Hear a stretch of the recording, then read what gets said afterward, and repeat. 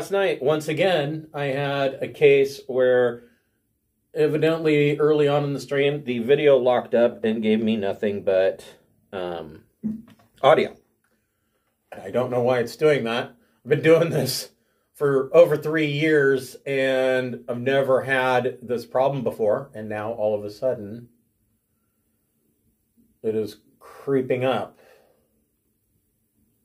So I uninstalled Streamlabs and reinstalled it last night and reset everything up. And I'm hoping that will solve the problem.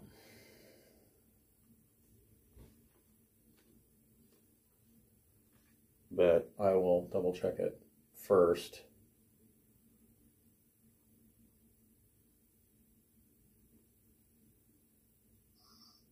So I apologize in advance if I duck out early.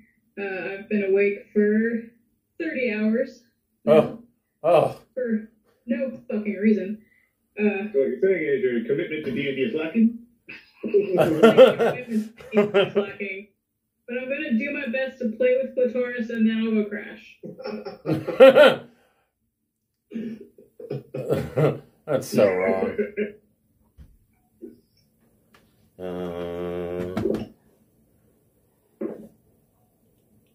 That's weird. Brian, you missed so many sheep jokes. Oh my god. Surprisingly, nobody mentioned wood for sheep, though. Yeah, there was a wizard that got polymorphed, and the whole side quest was dealing with him, so we're carrying the sheep around. So many bad sheep jokes. Bad sheep jokes. It was exciting. Did you pull the wool over their eyes? Oh, yeah. The enemies were not up to chop, or didn't have the chops for the fight.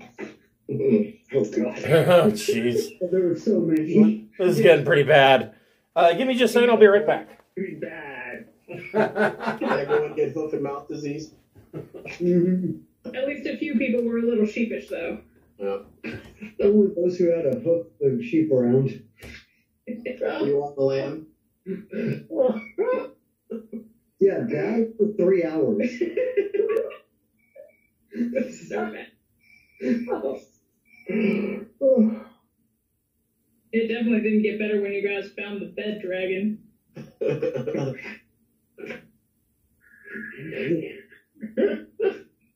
D&D, where the men are men and the sheep are very, very nervous. Yeah, legit.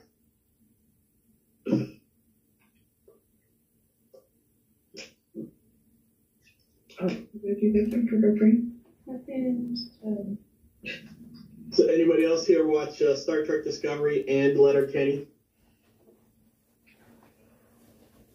No. I mean, I don't know why anybody would not watch Letterkenny. It is hilarious. There's a Letterkenny cameo in Star Trek Discovery I found amusing. Let's see here. I wish I had the means. You wish the means? I do not have the means to watch the Discovery unless I guess I could do the illegal. I try to pay for things. Yeah. Oh, you can get Paramount through, I think mine's through Amazon Prime. Yeah, there was a recent deal where it was like Hulu, ESPN2, and I think Disney Plus and Paramount Plus, and I forget what the deal was, but it was far cheaper than paying for each of them separately. To the interwebs I go. So, welcome to Storm King's Thunder. We will be starting where we left off last week. But before we do, we would like to thank the Friends of the Greenwater Guildhall. It should be noted that none of these are partnerships or sponsorships. These are just products that we really like. If you're watching on Twitch, scroll down. You should see some tiles there. The tiles will take you to these fine people's websites. If you don't see the tiles, please click on my profile image and they should pop up for you. First, I will start off noting my nephew has taken over a game store in Hermiston, Oregon. So if you're on the East Oregon, Eastern Washington, and you are a Magic the Gathering, Pokemon, or any other collectible card game player, you will want to check out Tolarian Games. Tolarian Games, actually I have an address for you. For some reason I am just not entirely with it today. Here it is.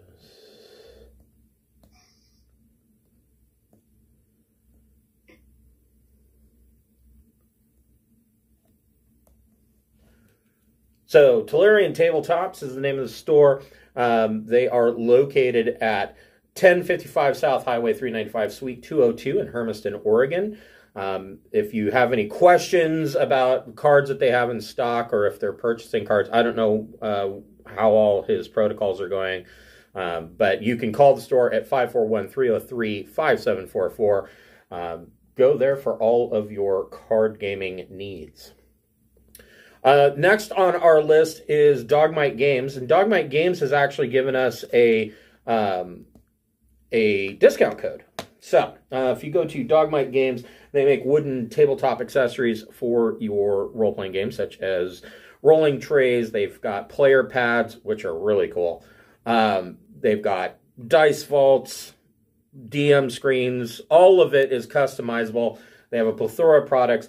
If you don't want to go for complete customization and you're looking for something to get something a little bit quicker, they have in-stock items. Usually the in-stock items ship within 1 to 2 business days from your purchase order.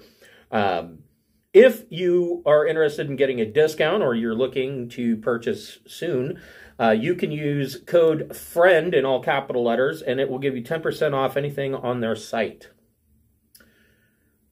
Next on the list is the Fable Beard Company. Fable Beard Company makes beard products such as oils, butters, balms, and co-wash. They have a full line of deodorant and a new line of body lotions for the ladies.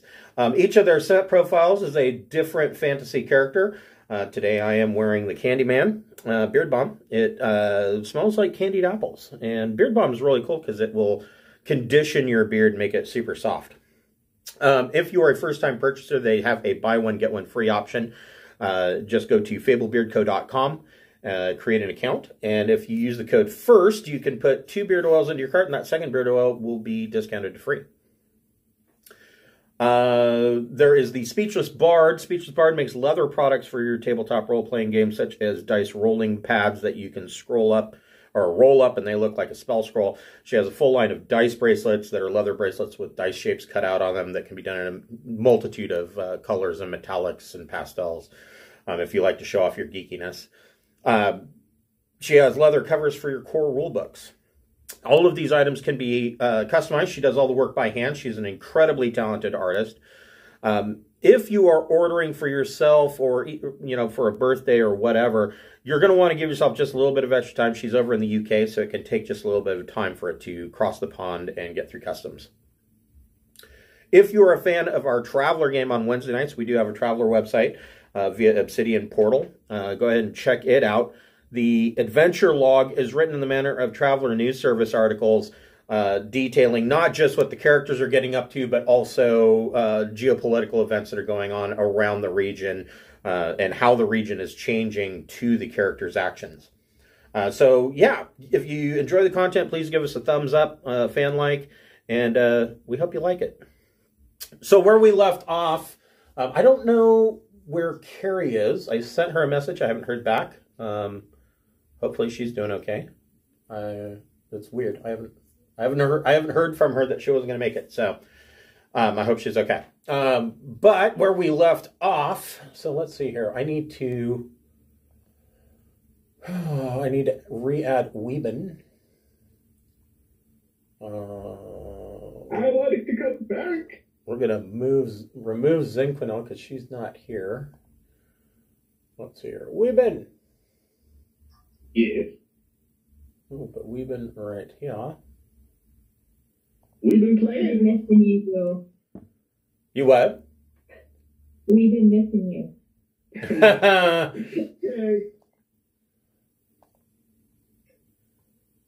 Many thanks. And Weeben, go ahead and roll initiative so we see where you fall on the stack. With my new dice. You needed some new dice. I'll take it. I needed many things. Boop, boop, boop. Huzzah!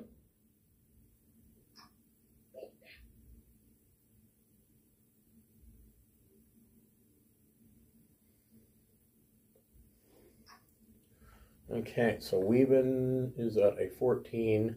Between Weeben and Steve the Devil, which one of you wants to go first? Not me. All right. So we will Well, I guess you had that. Yeah, that pretty much solves that problem. He's like, nope. I'm gonna ease myself back into this whole thing. Yeah, be gentle on me. We'll go ahead. Never. I mean, what? That. So, let's see. I guess it is Bugbear's turn. So, where we left off, the party was woken in the middle of the night by the halfling Oren shouting about there being an invasion of Goldenfields. And the party came out, and there are groups of goblins and bugbears and ogres, oh my, coming out of the wheat fields attacking. They killed off the first assault wave and ran to the abbey. And now the alert is slowly going out. So you have to realize that the alert for an invasion like this, it's difficult because you're talking about almost a 20-mile radius of the walled compound itself is like a 20-mile radius. So on this wall are these guard towers, but there's quite a bit of space between these guard towers. So if one of the guard towers misses something, then something will get through. Also, there has been word that they knew that there was a weak point in the wall, and the captain of the militia, it was on his to-do list to fix this, and it evidently never got fixed. So now that's how you have goblins, bugbears, and ogres. So we are at the abbey, and the bugbears. So Steve, you're flying. Do you remember how high up you were? I think you were a good... I'm usually about 10, 15 foot. Yeah, that's what I figured. 10 foot sounds like a good number. Yep. Well, I'm like that bad magpie that just keeps swooping down. This bugbear is going to go and assault Smokey. This bugbear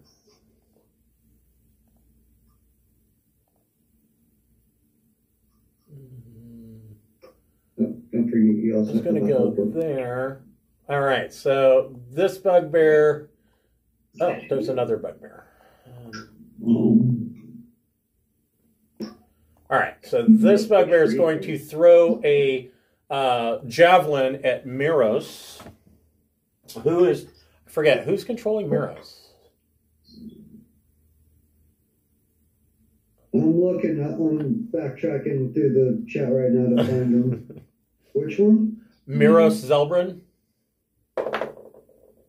Ooh.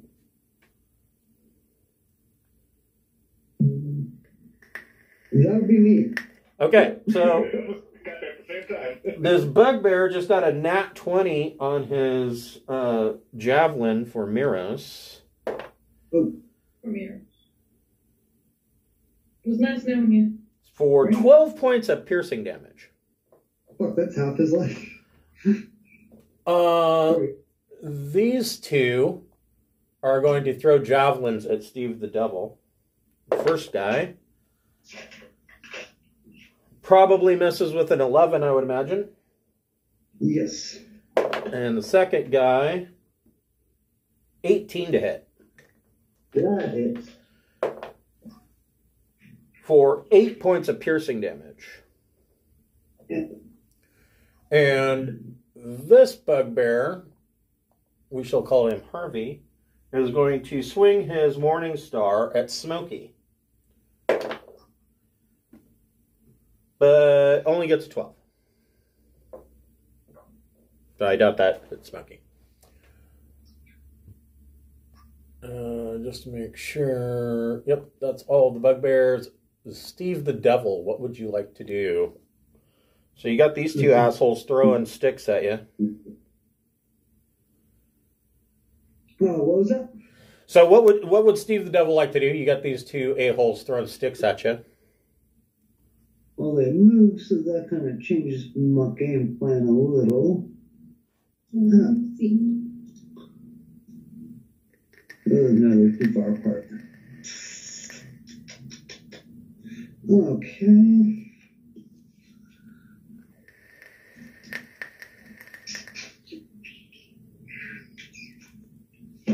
Yeah, I'm still going to do that. We'll just change it slightly. So I will circle around to there. Ish. Let's see. Go back a little further. So I'll do a little circle around, use up my movement to get to here. Okay. And I will press Burning Hands to get those two guys. Okay, so they get a dex save.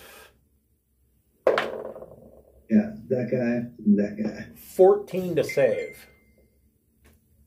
13 to save, you say? That is the DC, so they will take half.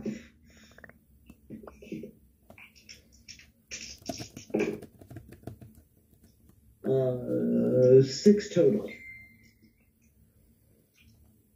Okay. Hold on just a second. Carrie says she got stuck doing family stuff. Okay.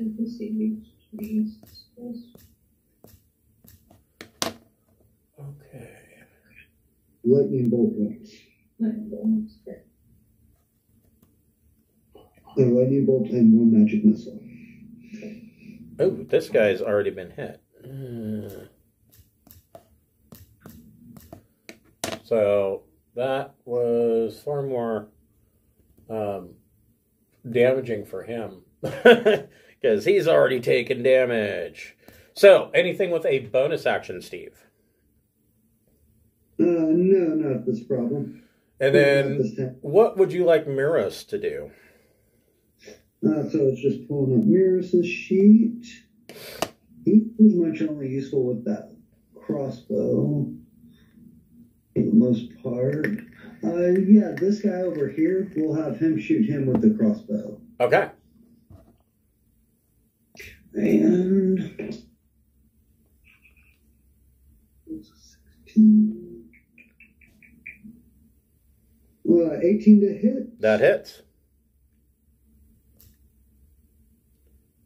Oh, max damage of 10. Okay. That was a nice crossbow shot. Did you want him to move at all? No, we'll keep him right there. Okay. All right. All right. Let's see. Who was Weeben controlling? I was controlling Shelvis. I mean, not that I was ever controlling Shelvis. Right. I was supposed to control Shelvis. Right. So Shelvis is back here in the monastery still. So Weeben, what would you or Shelvis or both of you like to do? All right. So we got some bugbears and some other stuff. It's a target-rich environment. It really is. Anybody hurting pretty bad right now? I don't think so. I'm at 17 hit points, but I'm also a ways away and 100 feet up. All right, well, that's not going to help me then. Okay. Any of the enemies hurting then? Well, Maybe I can hurt somebody. this bugbear ain't looking so good. This bugbear isn't really looking so good. Ooh, this ogre is really banged up. Like, you can pretty much breathe on him and he's going to die. right, that sounds like a fun idea. Then, like just hop back in with like a, hey, let me kill something as a, guys, I woke back up from my long nap. Yeah. The last one to wake up in the inn. What the hell? I'm just going to follow the trail of bodies until I find out what's going on. Guys, where should I go? That's like back in the day when we used to play Doom, if you got lost on a level, it's like, okay, well, there's no dead bodies, and these are new enemies, so we must be going the right way. Feels. Okay, we've been attacking Ogre. Sorry, also not using my regular computer. Oh. So controlling is a little bit harder than usual. So yeah. We're gonna go over here and gang up on this dude because everybody else is ganging up on this one, so why not? With a rapier attack. Okay, and your sneak attack will apply, although that's very likely overkill. Is there such a thing on your first attack? Well, when they explode the water balloon, maybe. Yeah. Alrighty, that was a 19 to hit. That hits. Sweet. Alrighty, and that's an 8 for 8 damage. Okay, and this ogre goes down with a big thud. We'll throw him over here in the pile of bodies. Yeah. Does Weaven have another attack? Honestly, I'm checking right now. Or an offhand attack? I don't think so yet. Other than the bonus, is anybody in? Like, how far are you? No, I don't know. With an offhand attack and sneak attack, you could very possibly kill this guy. Okay, sounds good. Why not? Let's do that. That is a very good possibility. I have like that much movement left, so I think I should be able to get there. Is that close enough? It is not.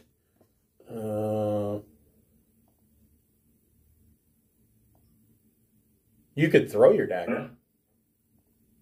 Why not? Would sneak attack still apply? I mean, your sneak. So, yeah, your sneak attack would still apply because there's no limit on whether it's melee or ranged. So, yeah, you could throw your dagger. All right, let's throw a dagger and have some fun with that.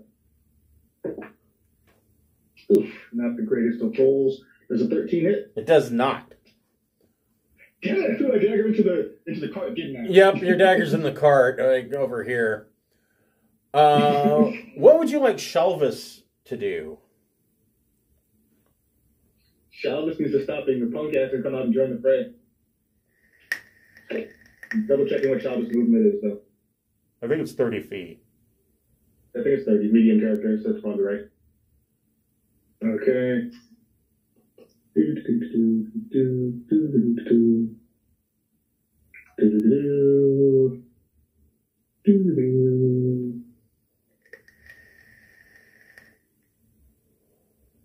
guess to there.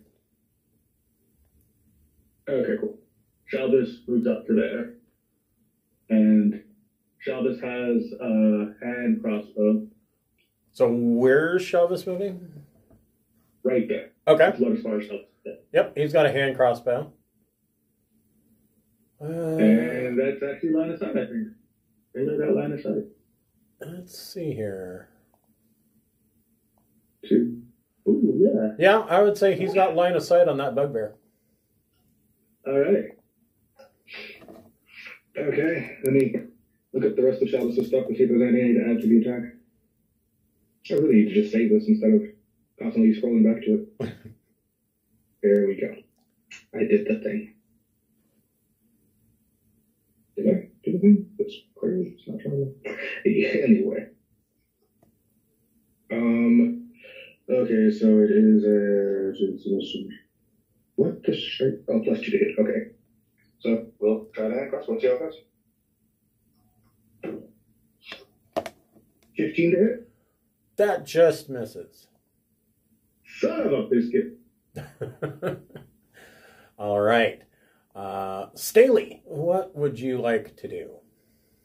If I just sweep Moonbeam through people's spaces, does it do damage or only where it stops? I think only where it stops, because it really depends on where they start or end their movement in Moonbeam. Yeah, it doesn't work like the Death Laser from Command and Conquer. It should. Oh, Command and Conquer. I want to let me pick this up and move it. I want to move Moonbeam up to these guys. Yeah, we were having a problem with that last week. Let me see if it'll let... It's not letting me grab it. Yeah, if I'm careful. Let's see. There we go. Like that? Yep. All right, so they get a con save. Moonbeam's a great one for goblins because it usually just vaporizes them. Ew. 16 to save. So then they'll take half.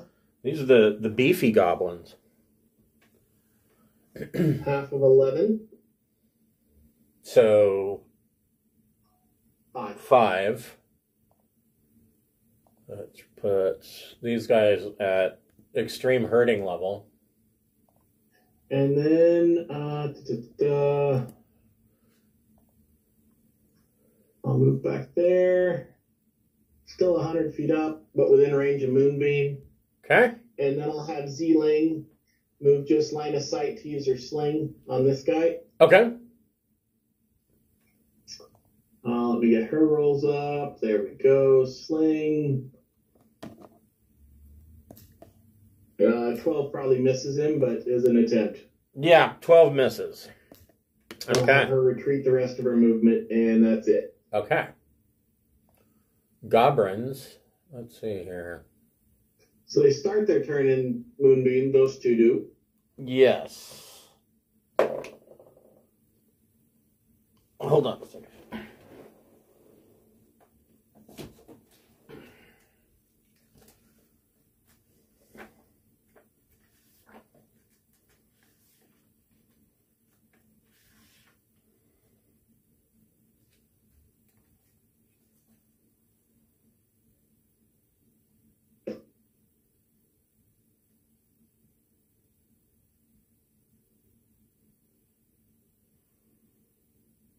Okay.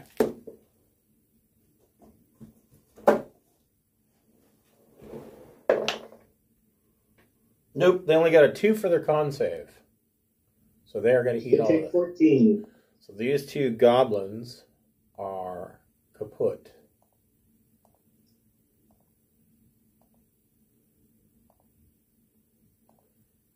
And can be moved down to the refuse pile. Okay, these goblins, let's see, this goblin will step forward 2 feet and is going to make a scimitar attack on Weavin. Okay. But he's going to blow that with a 9.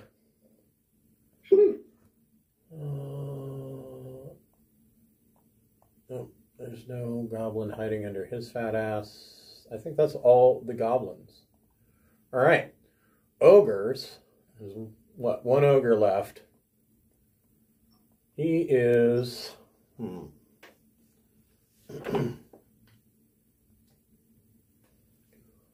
40 feet, huh? Hey, he can just make it. And he is going to swing his great club at Clitaris.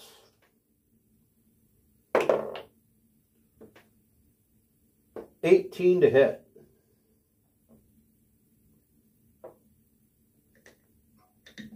Yeah, that hits, I guess.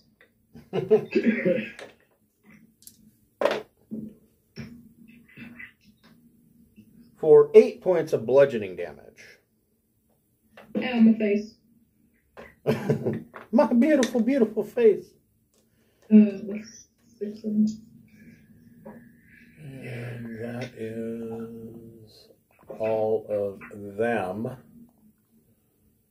All right, Clitaris, what would you like to do?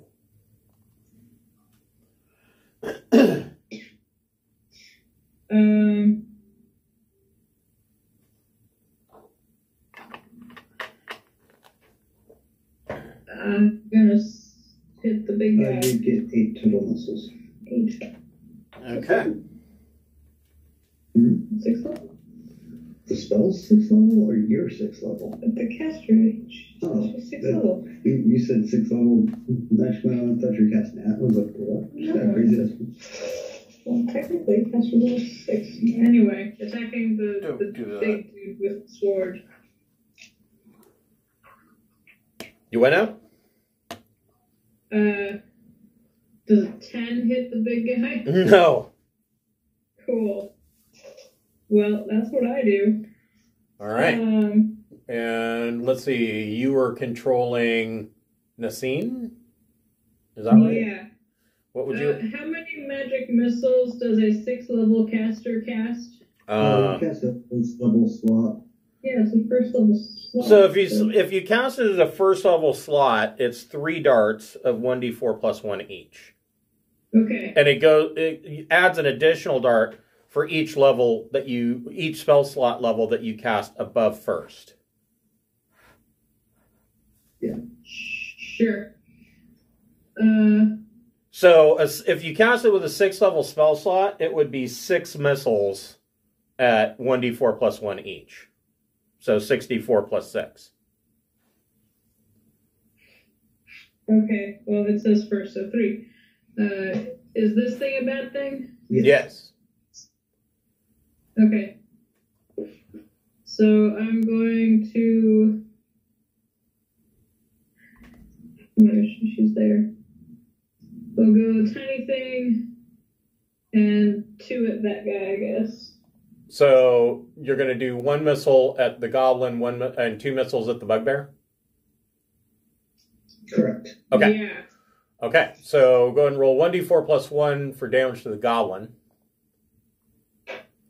5. Okay. Whoops. Change focus on my screens.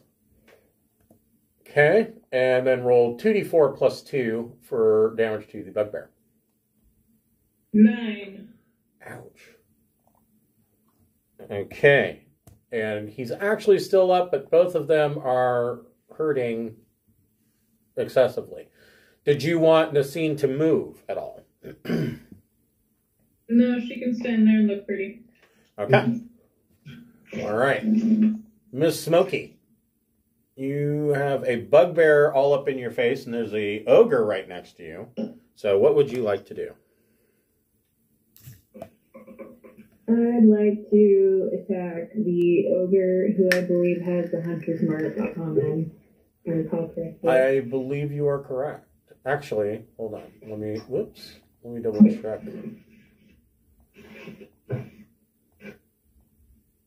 So the ogre that had the hunter's mark died, but you, as a bonus action, you can move the hunter's mark to this ogre.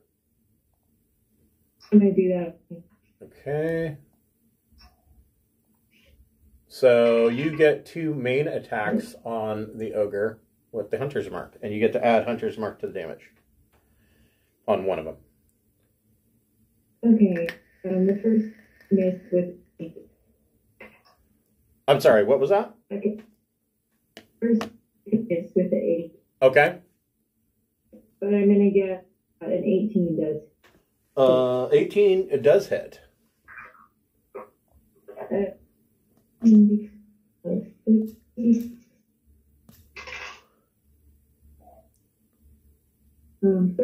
altogether. Okay. All right. That was a pretty good smack. Your bonus action is already used. What did you want Lifferlust to do? Kick the ass. He's the tough guy. Let's see. So 2 slam attacks. Okay. I assume you're attacking the ogre as well? Yeah, sorry. Okay. Let's see here. does a 17 hit? It does. Okay, let's get the damage for that. 15, 19. Okay. Your second slam attack.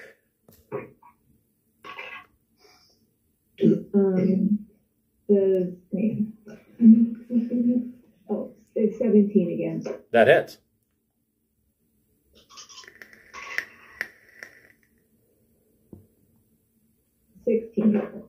Okay. Well, you really messed up this ogre. He's not dead, but he is teetering. Did you want live for loss, stay where he's at, move?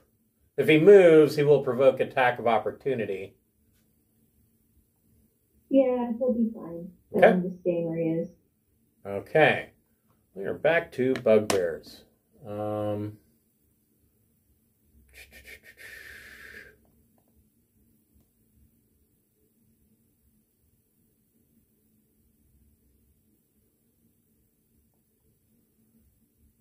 This bugbear up here is going to throw a javelin at Shalvis, because Shalvis hasn't taken any damage. That ain't right. But only gets a 13 to hit. I think that probably misses Shalvis. That's a hit. AC is 13. Oh, it is? Okay. I was going to say, and it's going to stay not right, but it didn't.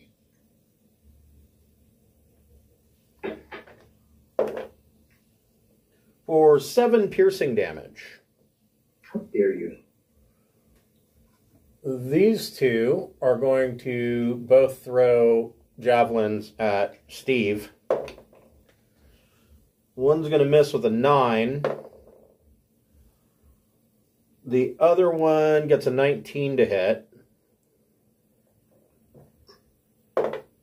Oh, yeah. Yeah, he's for a terrifying 3 points of piercing damage. And this bugbear is going to swing their Morning Star at Smokey, but only gets a 14. Does 14 hit Smokey? Nope. Didn't think so. All right. That is bugbears. Steve, whoop. What do you have planned this time, Mr. Steve? Which one threw a javelin at me? These two bugbears here both threw javelins at you. Well, which one got me? This one. Okay, so I'm about 10 foot up. I'm going to fly over him. Okay. And as I fly over him, I will cast Lightning Lure. Okay. So he gets a dex save on that? Or is it a 2-hit roll? Let me double check. It is strength save. Strength save. Okay. Nat 20. Well, then nothing happens. He takes damage, though, doesn't he? He's just not pulled. Let's see. Or be pulled in a straight line towards them. They have to end within 5 foot of me to take the lightning damage. Oh, all right. Well. So since I was trying to pick him up in the air, yeah, nothing happens. Yeah, he pulls a Yoda maneuver and blocks your lightning lure with his javelin. I'm like, hey, you should come over here. He's like, no, I'm good. Anything with a bonus action or movement? Well, that did my movement to fly over him. Okay. Let's see, what's the big guy going to do? What's his other weapon?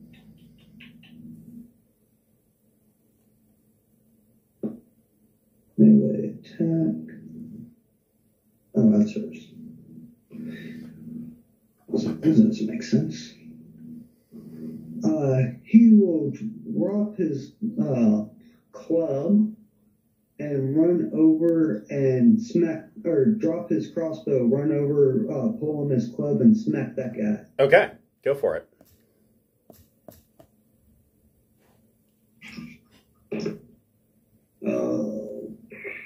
22. That hits. That's a pretty weak club. I thought I was stronger than that. Says his club's only a 1d4. Yeah, I remember in the old days clubs doing more damage, but oh well. Yeah, I thought it was at least a d6. That's what I thought too. So 2 damage. Okay. Yeah, clubs are classified as light now, so they're equivalent to a dagger. Oh, so it's more like a stick rather than a club. So he runs up to this. He runs up to this bugbear and goes right in the guy's forehead, and the bugbear's like, "Ow!" Stop it! You get a cane. Weeben, you got a goblin in your face. I do have a goblin in my face, and I do not enjoy this goblin being in my face. Although I don't think I get any sneak attack.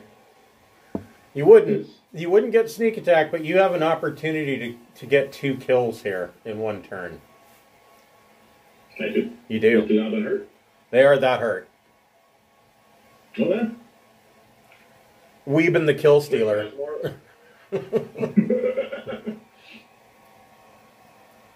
It actually works for how I built up Weeben in my head. It's like I'm going to jump in and just kind of get those last minute hits. Like, I'm so powerful! Look at the halfling go. Well, let me hit the one that's right in front of me then to start there. Okay. Does a 16 hit? It does indeed. So we top.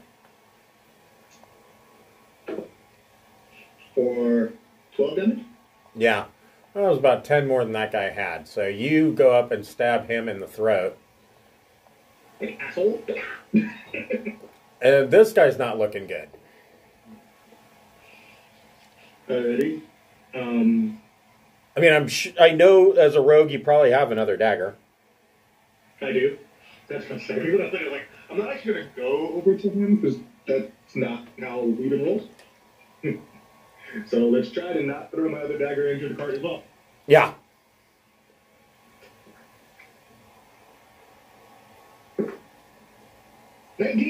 That hits. Now the question is, can I do enough damage with my dagger?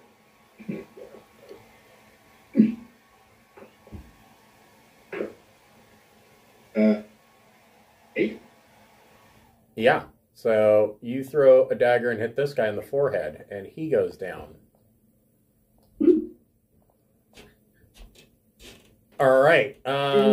So Weeben, you've got movement left, and then you can do something with Shelvis. Yes. And I'm going to go, oh, right, Travis, I'm supposed to be watching it for you. Let me move back towards you. Shelvis Martholius sounds like a fortified wine. I'm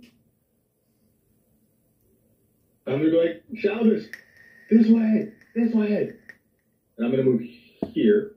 Okay. They're doing like, Shelvis, this way, Shelvis. At this voice.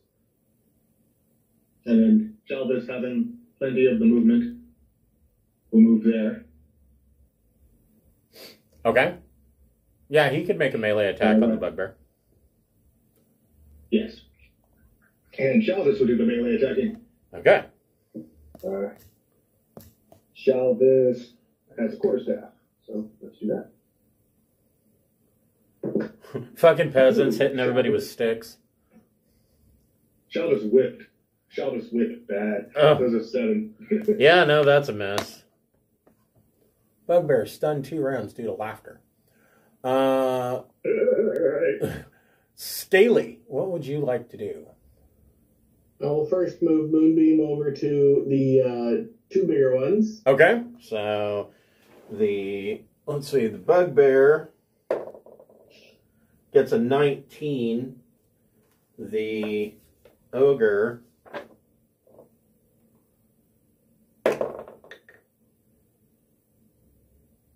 gets a whole whopping 7. So the 7 takes 15 points radiant, the other one takes 7 points of radiant. Ogre goes down.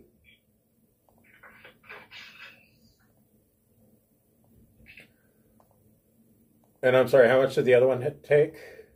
7. Okay.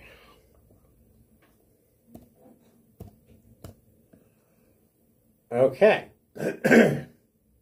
Then I will move closer to the group, and doing my hypotenuse calculations is down 50 and forward 35. Okay. Up there. And then I'll have Z-Ling use her sling on this guy. Okay. Let me get to her sheet. There we go. Slinging. Crit. Nice. So 7 points for a crit.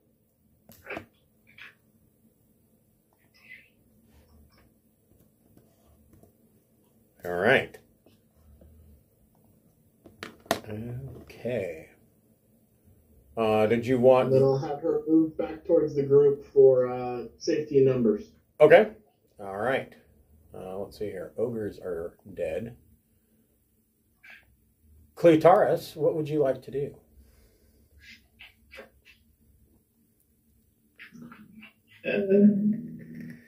What's the green circle? Moonbeam. Moonbeams. So don't stand in the light. Yeah, you probably don't want to stand in... It's not the aliens coming to lift you up. It's burning moonburns. Well, one should not burn Clitoris. Well, in that case, I'll run my butt over here. All right. Yeah. Yeah.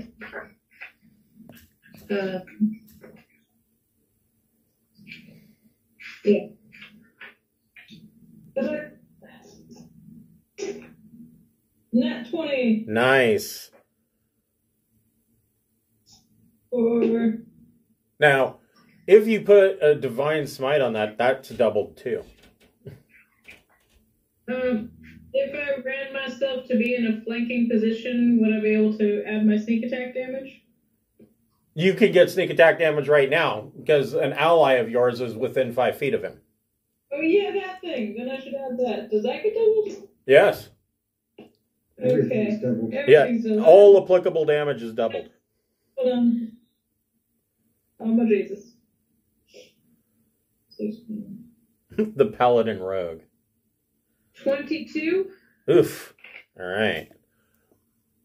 So in a mighty swing, you decapitate this bugbear.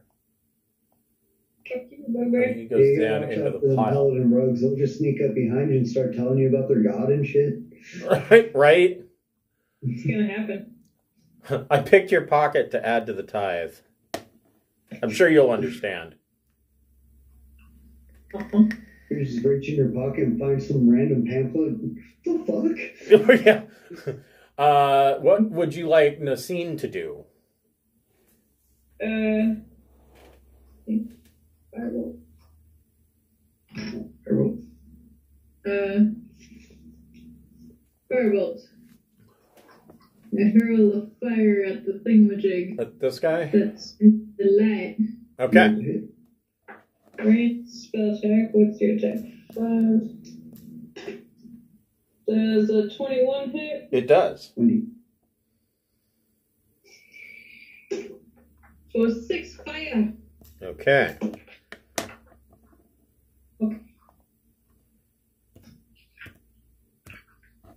All right. Okay. Smokey, what would you like to do? So, if you want to, you could once again move Hunter's Mark. Yeah, that was the plan, for sure. Okay, so this guy gets Hunter's Mark. No, smack him around. All right, so you have 2 attacks. Does 11 hit? Does not. Okay, try again. God damn it, I rolled a 1. So, you overreach, and the bugbear is going to take a reaction attack of opportunity. 15 to hit. My AC is 17. Okay, so he misses and burns his reaction. The bugbears, so the one in the moonbeam. Wait, you gotta do Liferless. Oh, that's right, Liferless. Okay, he can move over and do some slamming. Yeah? What's your call? Does it matter? So Right? if he starts, if he starts his turn in that, or when he enters it, starts his turn in that, he would start taking damage as well. Okay. So, I don't know. What's over here? So it's like 11. Okay, he can get behind him, actually. Yeah, he could probably go around it. All right. And then we'll do some slam attacks that are crazy. All right. That's 25 to hit. Yep. Sure. And that does hit. He's the best.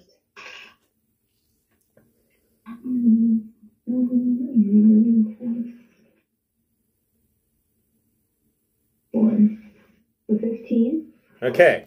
So Liferloss goes around and he brings his big branches down and he hits this bugbear so hard on the head that not only does the bugbear compress and is now like 4 feet shorter, but it literally drives the bugbear into the ground like a stake.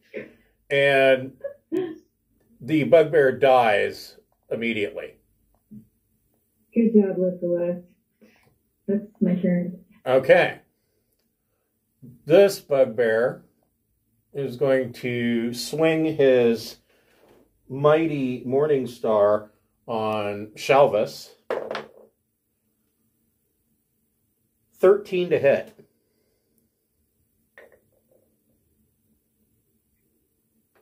I think 13 does hit Shalvis, actually. Weeben, does 13? Yeah, 13 hits. Okay. 13 hits.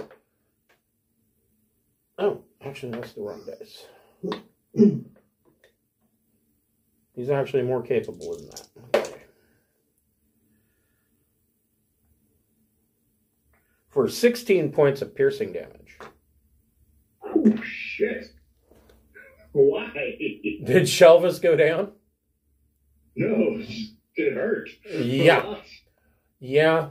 And I think that's it for bugbears. He's the last bugbear standing. And he really has nowhere to go. So, Steve the Devil, what would you like to do?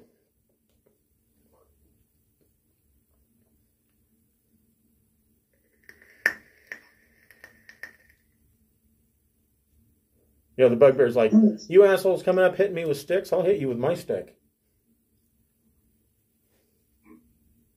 Well, let's see, I'm way the hell over here. We whipping sticks out now?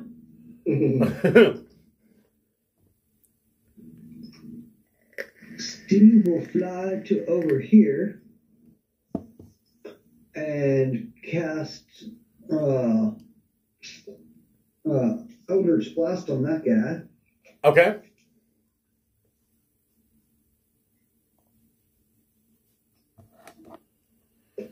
And come back here. It's gonna be like a 24. Yeah, that hits. And I was wrong about the name. It wasn't Arms of Hadar's Arms. It's Grasp of Hadar. Oh. Is the innovation name. Right. So are you doing Grasp of Hadar with this as well? And the Agonizing Blast. Okay. So what's your damage first? That is gonna be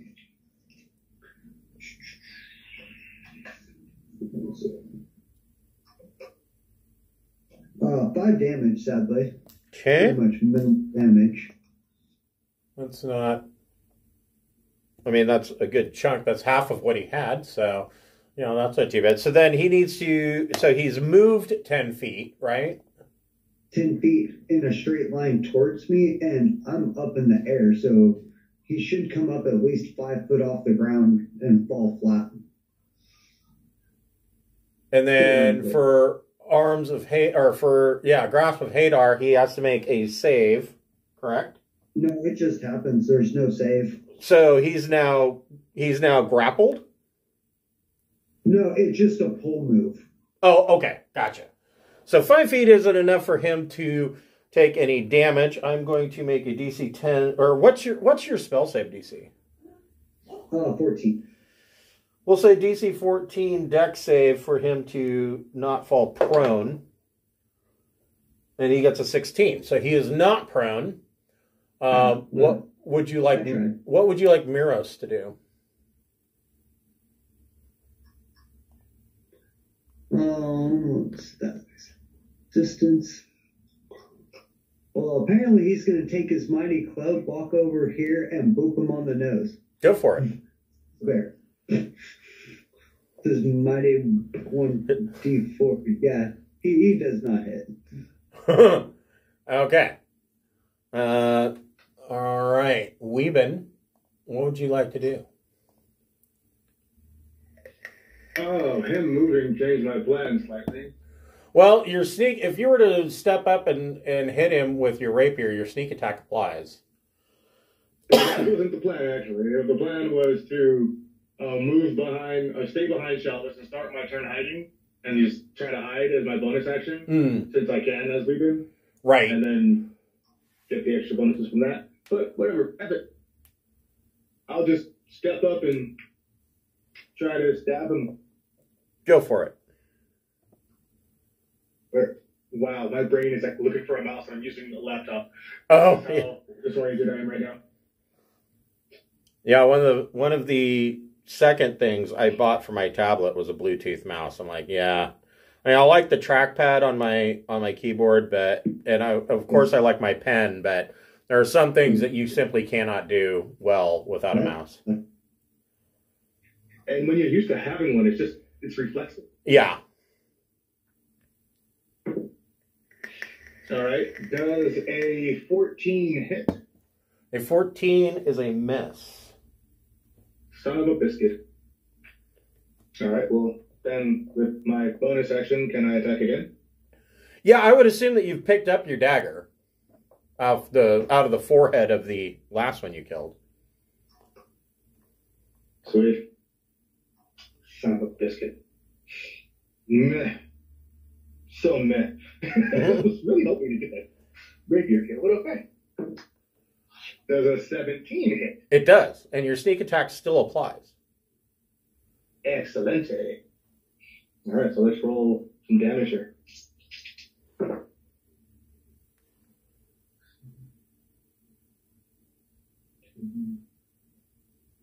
20. Jesus. Okay. So I get 3d6. yeah, you go up and you straight murder this bugbear like you're shivving the gang leader in the big house. That's exactly what I was thinking. What I'm gonna do with my rapier. And I was like, oh, that missed. Hard. You murdered him like he was, like you're a psychopath. So you all kind of regroup, and the abbot comes out and is going to cast some healing on you. I would normally in a situation like this, of course, you'd likely want to take a rest, but you're in the middle of an active invasion, so that's not really an option. Let's see here. He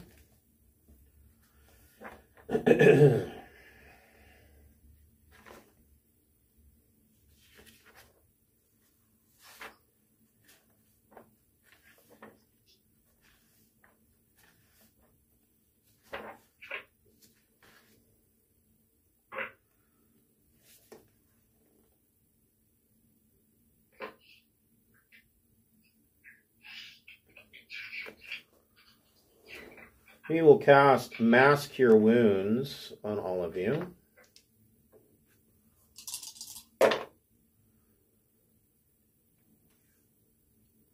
So you all get 19 hit points back. Nice.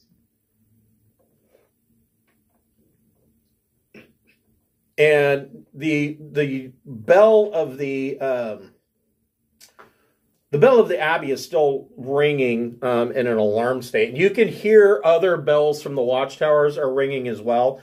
And the abbot implores you to go to the wall to attempt to put a stop to this invasion or to assist the militia guarding the wall. Does anybody still need more healing? Shalvis could use like 4 more points, I think.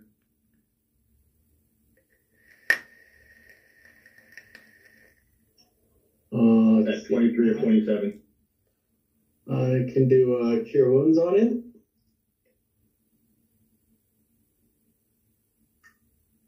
For 9 points. Oh, that's well over 27, so I'll take my 4 points. Thank you. Mm-hmm.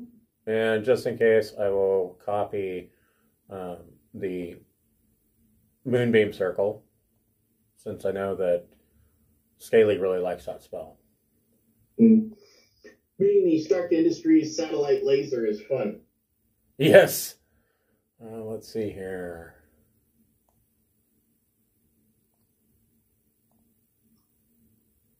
I'm going to assume I grabbed my other dagger that I threw away before we moved. Yes. Yes. Before I do that, hold on here.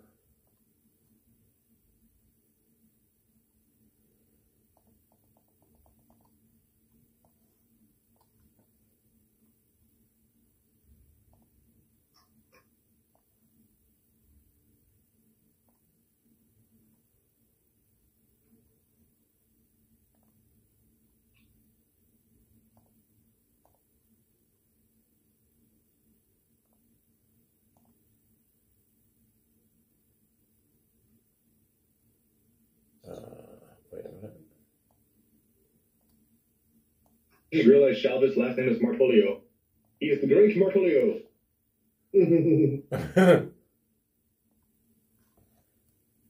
Hold on. Let me try this again.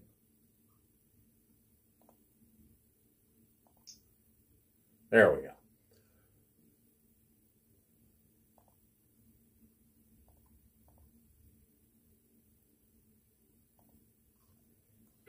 Just delete one of those. Okay.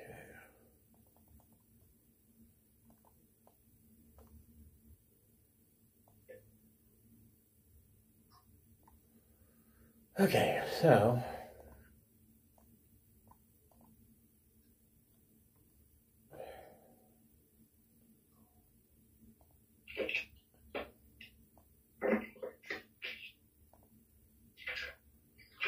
all right, so let's see here.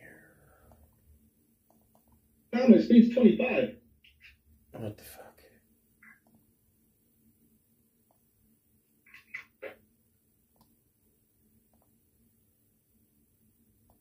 There we go.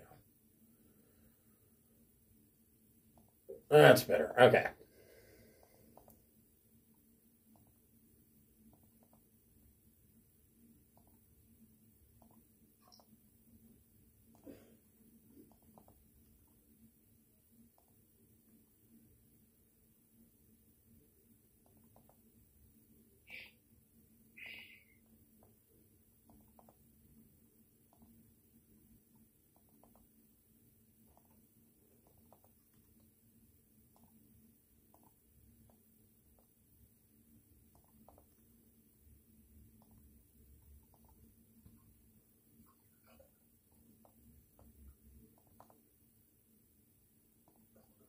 Okay, so when you make your way through the wheat field towards the wall where these guys were coming from,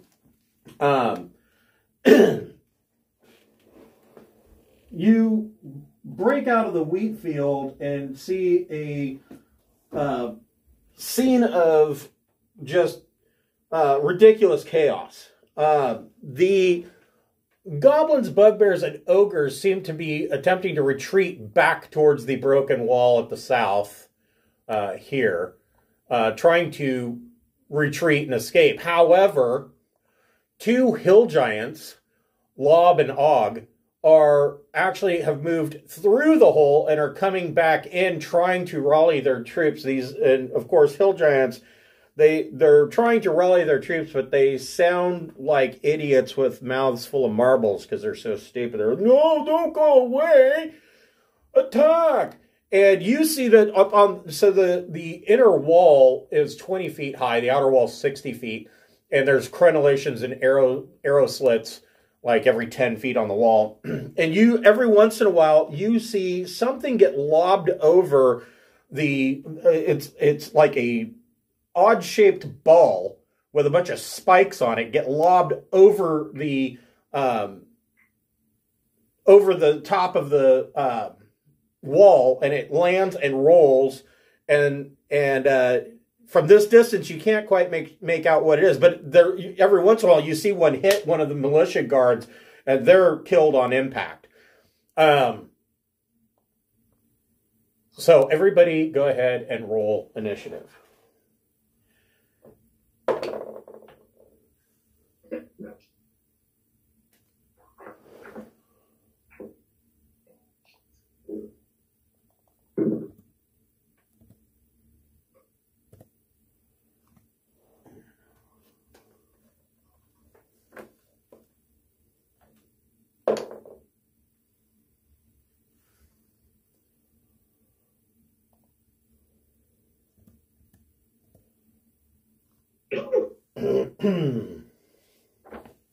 Are any of them wearing armor?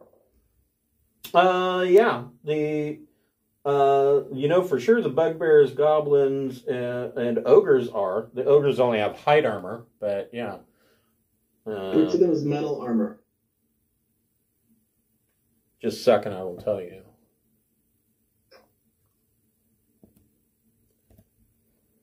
So, not the ogres. And can you mark the little shield logo or something so I know which ones have metal armor for the rest of the... None of them have metal armor as far as the goblins, ogres, and bugbears. Let me take a look at the hill giants. I don't think they're wearing much of anything.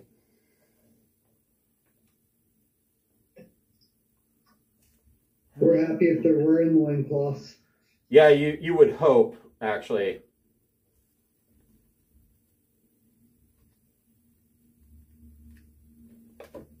Yeah, ain't nobody needs to see hill giant junk. Yeah, the hill giants aren't wearing anything but a loincloth. Okay. So let's see here. Lob got a whole terrifying 4. And Og got a 3.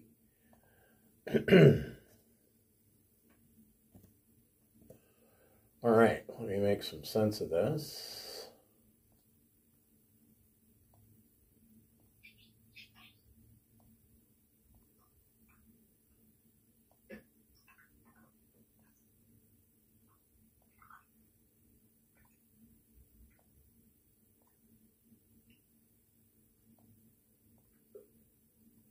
All right. Ogres are like, nope, we are out of here. We're trying.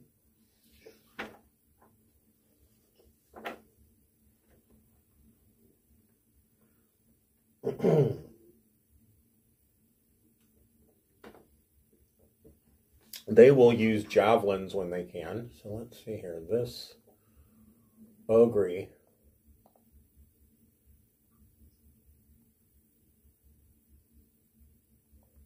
So move that far.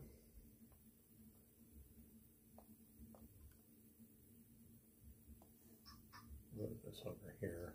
Let's see here.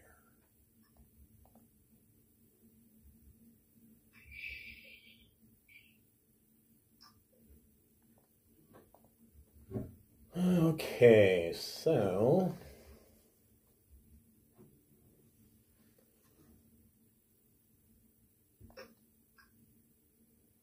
disadvantage, disadvantage. So the two ogres, the first ogre is going to make a javelin attack at disadvantage on Clitaris.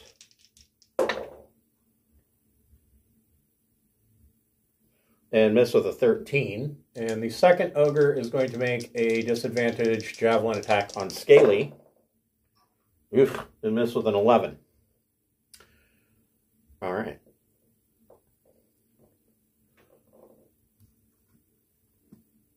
Scaly, what would you like to do?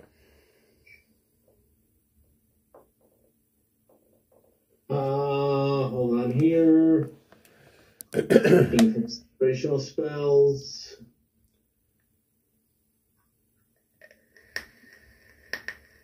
"40-foot radius for sleet storm." I think I'll just go back to laser satellite cannon. I can't move the circle again, but let's put it. Hold on, I'm doing some measuring.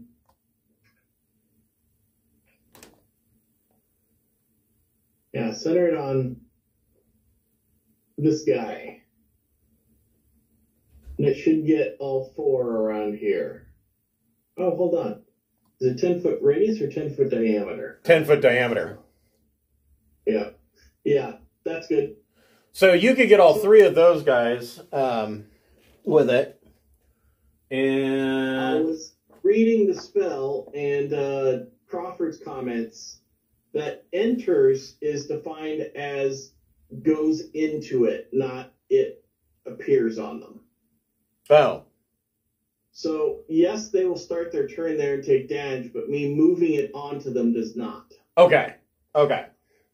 Likewise, if his lightning lure threw them into it, they entered it, or thunder wave pushed them into it, they entered it, but me placing it there, I don't get 2 damage cycles because I placed it and they started their turn. So, way for wizards to be, this is another complaint with Crawford, way for them to be consistent with the rulings. Forced movement doesn't cause damage, except in this case, then, you know, fucking dicks. So they will take damage starting on their turn. Yep, and then I will move, hold on, I want to test the new thing that I've discovered in... Yay, you can measure while you move by tapping Q. Oh, I grab the token and right click, and you wherever you drag it, there will be a measurement line. So, and I dropped it, weird. Oh, that's why. Yeah, so then I'm going to move 35 feet back and another 50 up, so I'm 100 vertical. Okay. It's supposed to drop in there. Weird. Okay, and then Z-Lang will hang back until we get stock of the situation. Okay. All right. Weeben and Shalvis Martholio. So Weeben, what do you want to do? Now the real question here is, do I have to go before Shalvis? No, you can have no, and the reason is because in the same way with like Smokey's Tressum, if you want your NPC or sidekick or pet or familiar whatever to give you the help action, they can move and give you the help action. So no, they can go before you if you'd like. Oh, cool. All right. There's a whole lot of chaos going on in this battlefield, and I am not about to just rush all into that because that makes no sense whatsoever.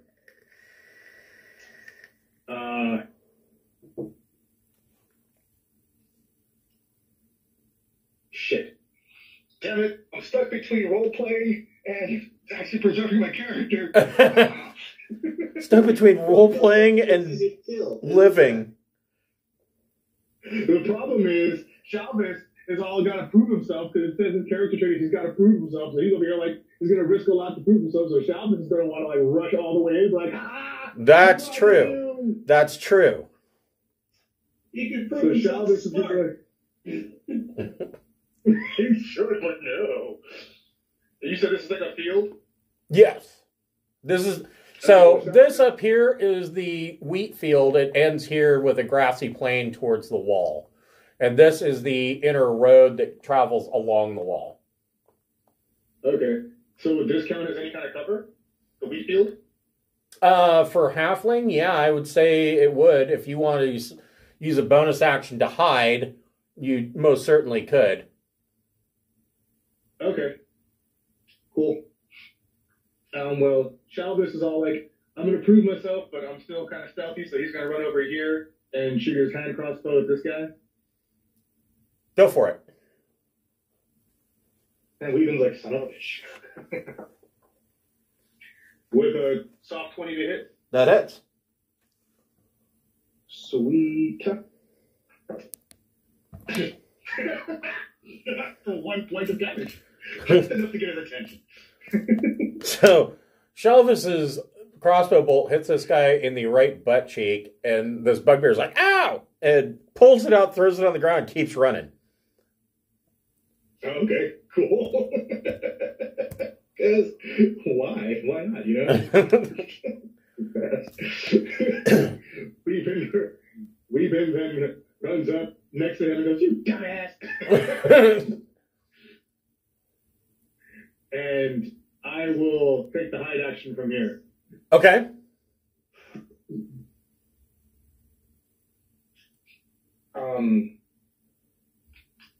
I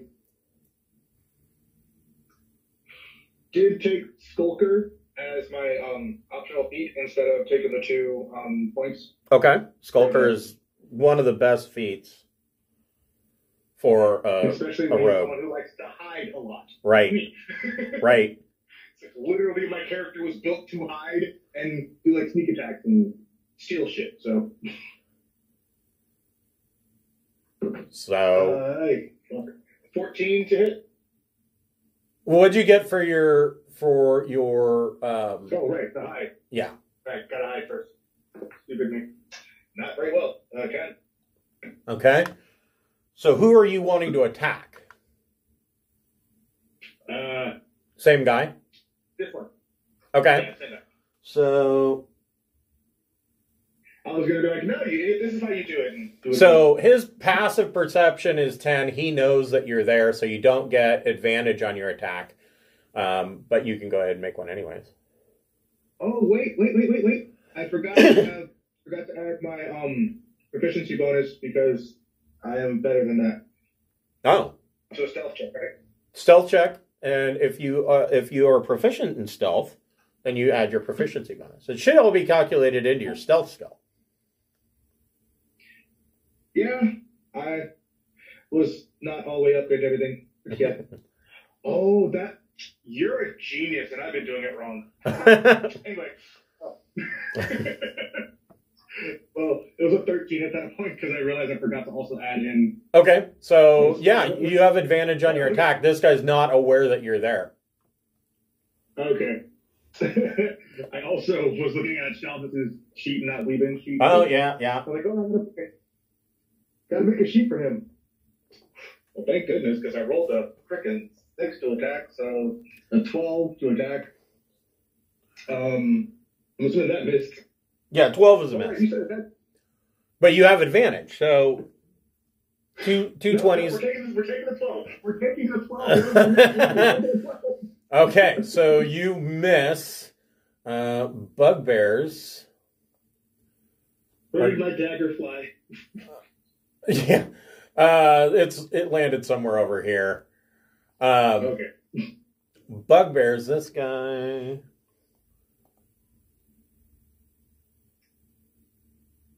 Is going to move there. This guy will move there. They are both going to make javelin attacks on Weeben and Shalvis. Am I not hidden? You made an attack, so that cancels out the hiding. But the hiding gave you advantage on the attack. Right, but Skulker means if I miss, I don't give away my position. That's true. So they are both going to make attacks on Shalvis at disadvantage because of range, which is really good for Shalvis because one of those was a nat 20. But A 12, I would say, probably misses Shalvis. I think his AC is 13. Just missed. Yeah, it just missed. The other one misses with a 9. These bugbears. Javelin sitting next to Shalvis now. Yeah. Jesus. These two bugbears.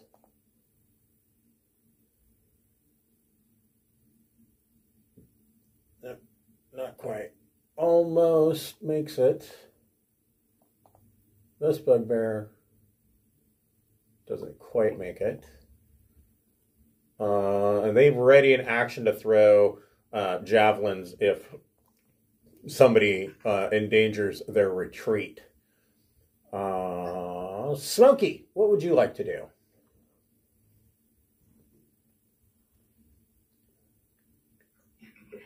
I think I'll do that cordon of arrows thing. Okay. So I'm going to plant some arrows in the ground in front of Lifterless.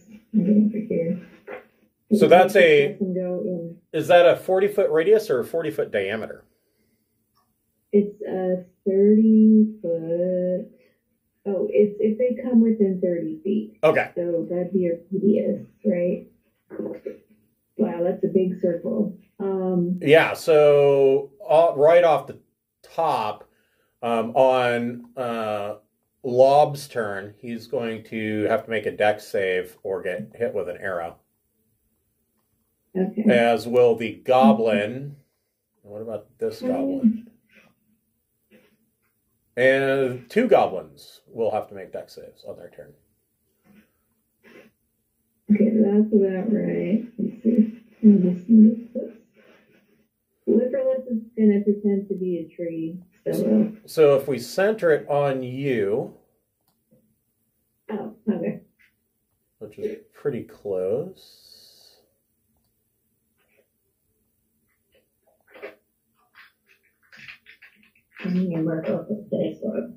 Yeah. So, yeah, 2 goblins and Lob. So that was your action. Anything with a bonus action or more movement or anything like that? I'm going to put the hunter's mark on the big fella. Okay. So bonus action, you put hunter's mark on Lob.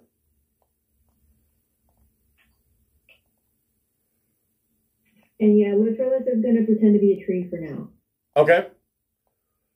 Because it's supposed to be, if he doesn't move, he's supposed to be indistinguishable. Right. And the normal trees probably won't get attacked.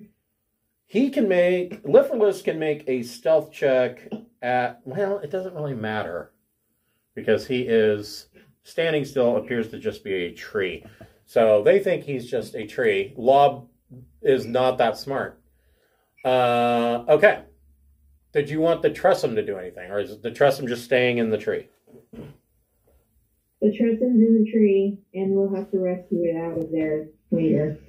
You have to call the fire department to get the cat out of the tree. The cat with wings. Yeah. Okay. So, goblins, these 2, first of all, they have to make a dex check for your cordon of arrows, correct? Or a dex save? Oh, let me look at it again. I can't remember anything ever. Yep, dexterity saving throw or take 1d6 of damage. So they get a 14 for their dex save. So they save. So do they take half damage or does the arrow just miss them?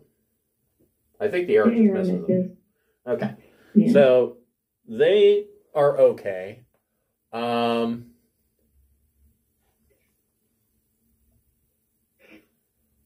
This goblin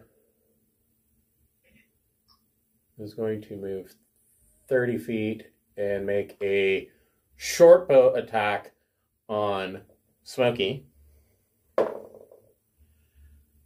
And miss with an 8. This goblin is going to move that far and make a short bow attack on Clitaris. Nat 20.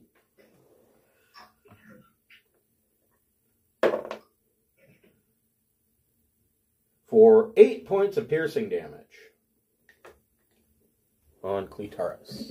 That could have been worse. Great. These three guys need to make Constitution saves. They get a 17.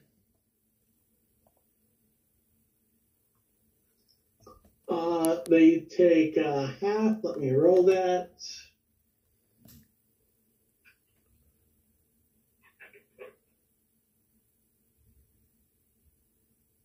So half of 22, 11 points. Oh, shit. So it doesn't really matter that they saved or not. That is more than enough to kill them. Look how strong we are. Ah! Yay for Stark Industries satellite laser. Let's see here. This goblin, I'm going to say, makes it far enough to the wall that he is no longer a combatant.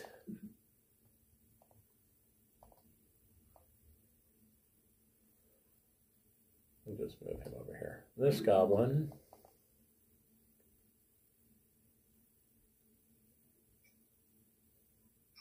gets like right there. This goblin is like right there. These two goblins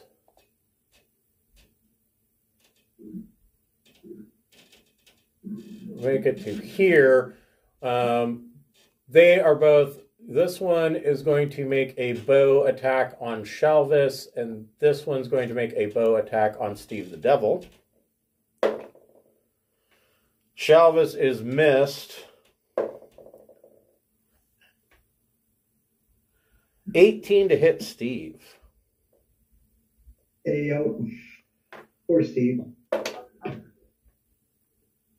For 3 points of piercing damage.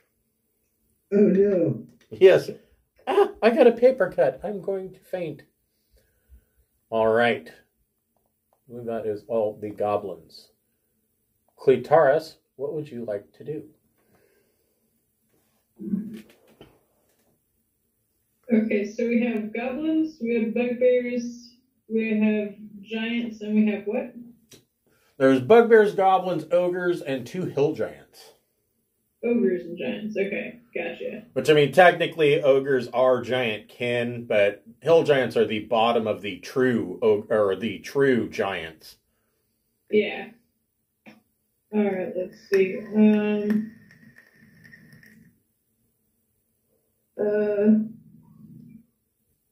Well,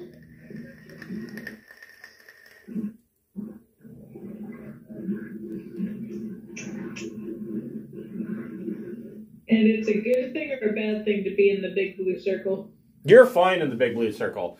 That is the range of her cordon of arrows. If an enemy enters within that circle or at the edge of that circle, then they have to make a dex save, or an arrow jumps up out of the ground and flies at them. That's cool. Okay, Clitaris.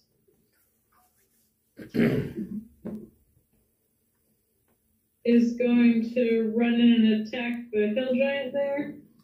Okay.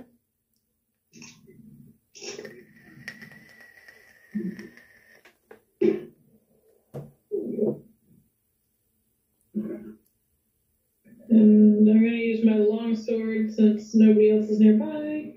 So you're running up to Lob, then? I don't know, the nearby one. Yeah, this guy. Didn't read his name tag.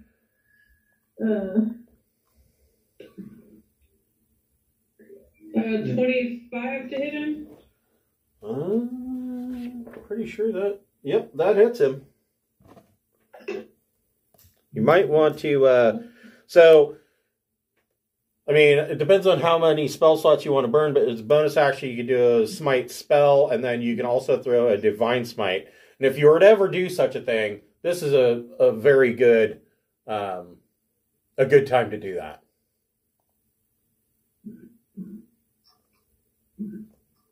I will tell you that Lob and Og's hit points break 100. Yeah, I figured as much.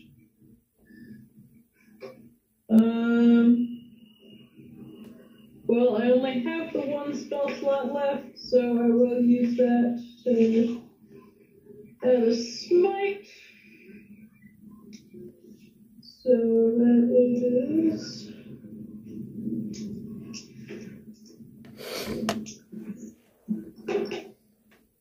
Good.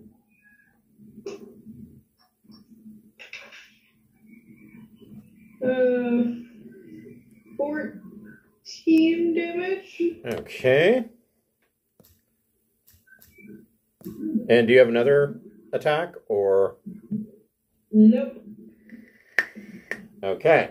So then, what would you like Nassim to do? Check.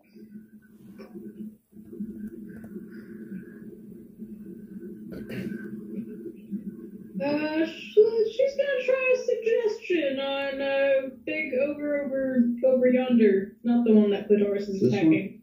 So this hill giant over here, she wants to suggest. So first of all, what is her suggestion? This is a terrible idea.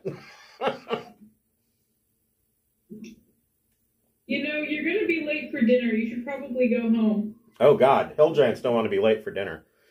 You don't. So he gets a wisdom save. Is that correct? Yes. He only gets an 11. Huzzah! The DC was 13. Oh no, my squirrel soup's gonna get cold. Yeah, your soup's gonna get cold. You'll be late for dinner. You don't want that to happen. So he is under a suggestion that he's going to be late for dinner. All right. Did you want Nassim to move anywhere? Nah. Okay. No, she's on there. Lob doesn't like the fact that you just hit him. Well, I didn't like the fact that he's living, so... Your stinky loincloth offends me. He's going to make 2 great club attacks on Clitoris. Sure. 25 to hit. Yeah. Ouch time.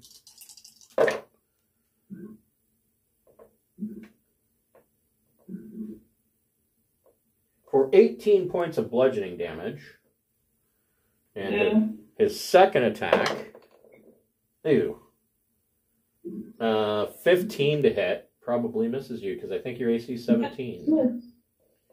All right. That is Lob. Steve the Devil, what would you like to do? Let's see, where? You're all the way up here at the edge of the cordon of arrows. Those are all dead now.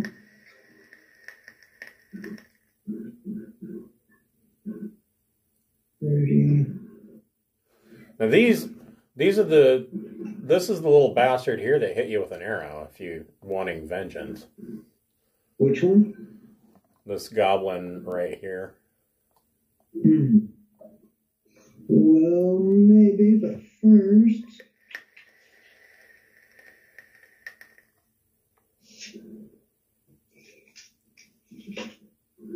Oh, also, so Clitoris, now that you've moved further in and you're in a fight with Lob, you realize that those spiky balls that they've been throwing over, that have been being launched over the wall, are actually goblins.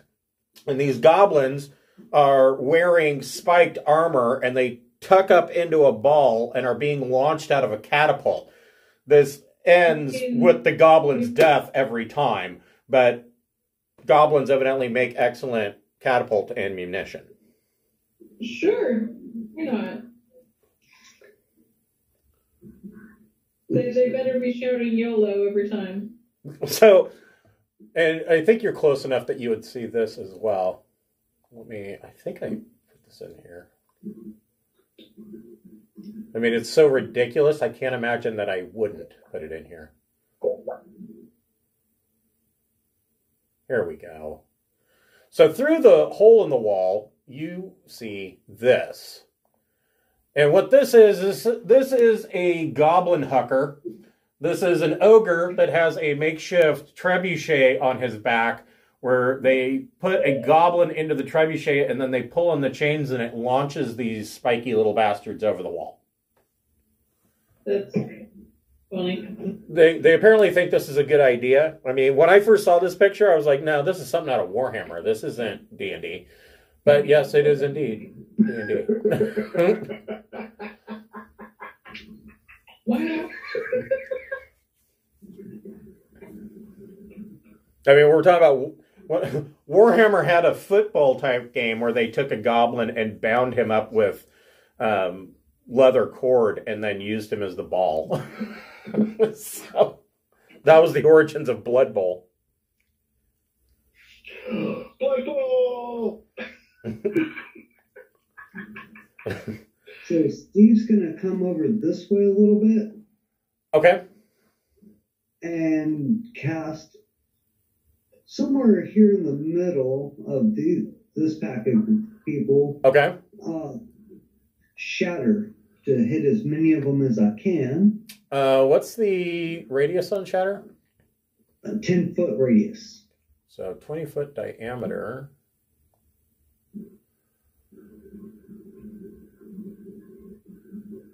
That guy's just out of range. That guy's just out of range. You can get the 4 there on the road. So let's see here. 2 goblins and 2 bugbears. Is that a con save?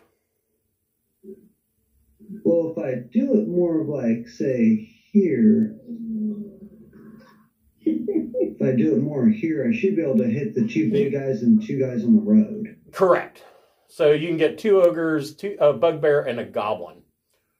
Yeah, let's go with that. Let's get 2 big guys and 2 little guys. Okay, so is that a Constitution save?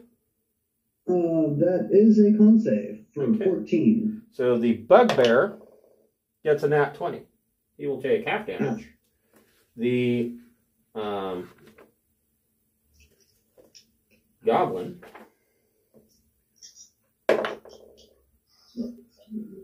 only gets a 12, so he's going to eat a whole lot of shit. And then the ogre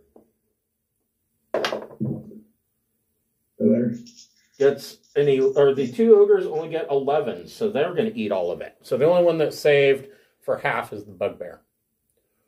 12 full, 6 half. Okay, so 12.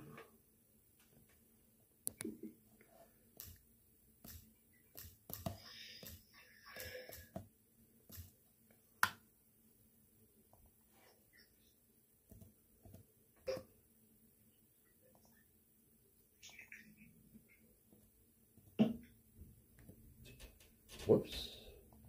No. The goblin explodes. And the bugbear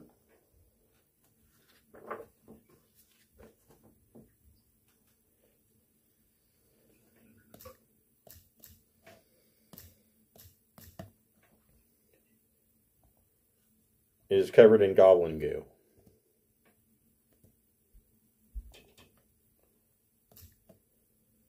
Okay. What sounds like a Pornhub video involving midgets. Okay. So, Steve, what would you like Miros to do? Let's see, what is he? He will come up to here. Yeah, it's good enough movement. He'll come up. Yeah, about there-ish. And this closest guy, he'll shoot at him with his his big heavy crossbow. Okay. 17. You're shooting at lob, right? This guy right here. Oh, 17 hits. That's max damage for 10. And this goblin drops with a crossbow bolt in the back of his head. Okay. Yeah, I figure it's best to thin out some of the little guys before focusing on the big guys. Og yells across the battlefield, "Log, we're going to be late for dinner," and turns and starts running towards the wall because Og is saying, let's see, what is the name?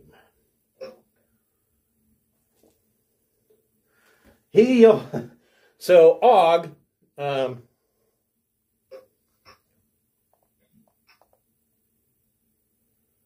comes running back this way and is like, "Log, come on, we're gonna be late for dinner. Guh! We have to get dinner for Guh. If we're late, the Guh won't eat." And so that is what Og is doing.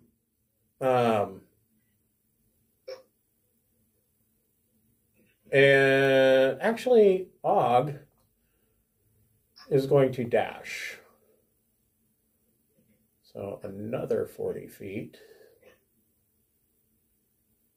Because Og can't, or Guh can't be left waiting. All right. Ogres are like, to hell with this.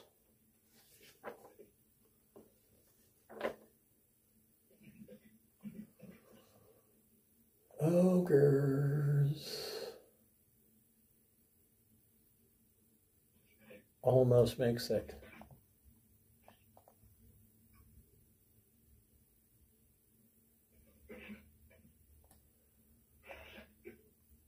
You know what? They're going to dash too. And so these two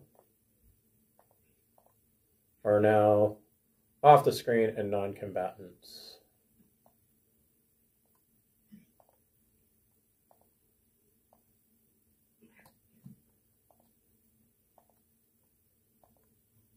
They're running away.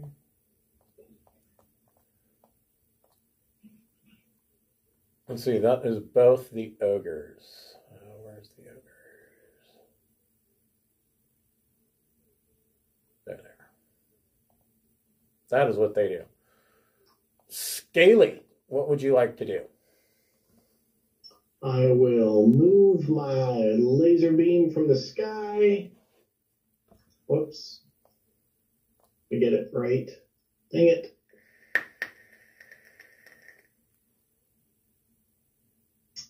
I suppose to get Lob and that goblin. Okay. So the beam is moved there. DC 15 con checks. Well, that'll happen on their turn when they start in the beam. Yes, sorry. So that was your bonus action. You've got movement and your main action. Actually, moving it is my main action, so I just have movement and bonus left. Anybody hurt?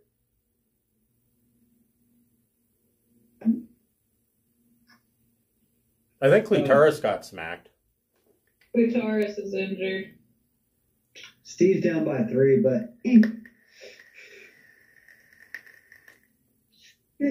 will move us there and double check. And the range on healing word's small, but I'll use it. So there's, good roll. 8 points to Cleat. Thank you much. And let's see, what's the range that Z gets to? Yeah, she'll sling at Lob. Okay.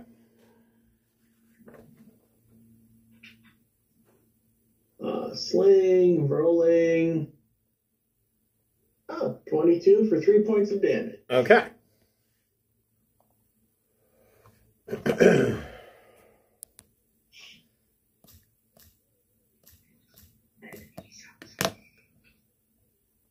And I'm done. Okay. I see. My brain does not want to math today. Okay. Weeben, what would you and Shelvis like to do? Okay. Well, of this is all for, like, doing damage and stuff, but not exactly about, like, facing off against the big-ass thing. He's not that eager to spread the glory of his name. So, he's going to move over here, and then he's going to shoot the hand crossbow at this one. Okay. Go for it. So.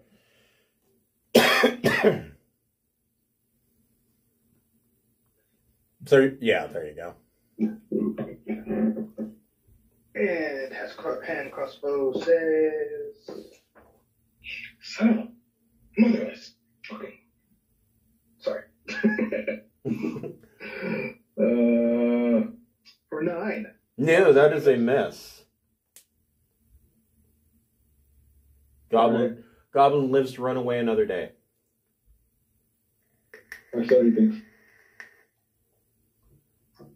So that's it for Shalvis, because Shalvis is like, hi, my hand crossbow not so strong.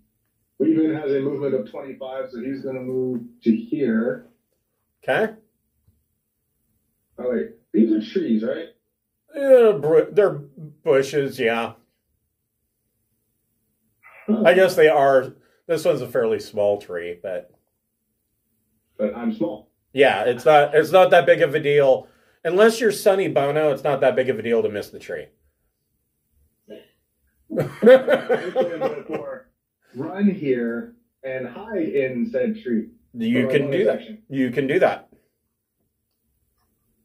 So go ahead and make I figure between being a halfling and having Skulker, I should have enough hide ability for that. Yeah, go ahead and make your stealth check. Stealth check is a 16. Okay. Yeah, the goblin does not see you. Does that big mofo see me? Probably not. They are not. Yeah, no, he's only got a passive perception of 12, so he doesn't see you. Cool. I don't know that even the bugbears. I don't even know that the bugbears can. Yeah, the bugbears don't even know. Nobody knows you're there. Maybe somebody in your own party might see you if they've got higher than 14 for their passive, but you are well hidden. If you want to throw a dagger, you could. The funny thing is, you keep suggesting my dagger that I'm so much that I keep forgetting I have a short bow. Use a short bow as a bonus action. Well, no, you wouldn't be able to use the short bow as a bonus action because it's a two-handed weapon. But you could throw the dagger as a bonus attack because it's an offhand. Bonus action was to use my right. That's right. That's right. So you could your main action you could use your short bow. That was the goal. If you want to shoot this guy, I guess. Yep, that's the goal. All right. Oh, before I forget, when I have an advantage on attack, I have the halfling luck. If one of them is a 1, do I get to reroll that one? Yes. Okay, cool. Last time I probably could have done that. Oh well. And so I have advantage on this, right? Because he can't see me. Correct. And that means you also get sneak attack. Oh yeah. Why do I forget that? Oh, 25. Soft 25. There. That hits. Yay! There's so many. They've got so many caveats and addendums for a rogue to get sneak attack. I don't know why they didn't just say, "Oh, a rogue always gets sneak attack." Like the one exception is if they can completely see you and nobody else is around you. Then like, okay, look, well, we know you're the one attacking at this point. Yeah, I mean, well, you get sneak attack when they have advantage, or if there's an ally within or an enemy of your enemy within 5 feet. You know, it's like, okay, whatever. All right. Well, short bow. Here we go. Okay, so that's 8, 11, 16 damage. Okay, and you short bow this guy right through the middle of his chest, and he drops. Excellent. And that is my turn.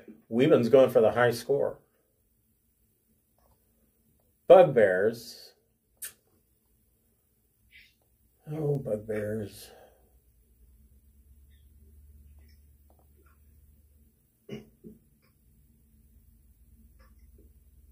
This bugbear is going to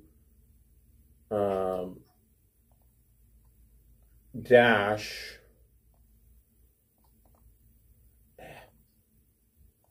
And he's a non-combatant. This bugbear is going to dash and run through the hole in the wall and run away. And this bugbear just can't quite make it. Well, yeah, he can make it. Okay. I do believe that is all the bugbears. They are off the screen. Smokey, what would you like to do? Is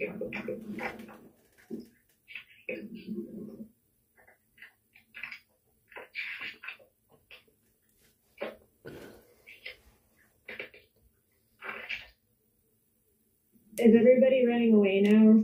Is that what's going on? Everybody except for Lob. Og is trying to convince Lob to run away because they don't want to be late for dinner. And if they're late for dinner, then that means Guh doesn't get to eat. But Og is under suggestion. Lob, on the other hand, is not.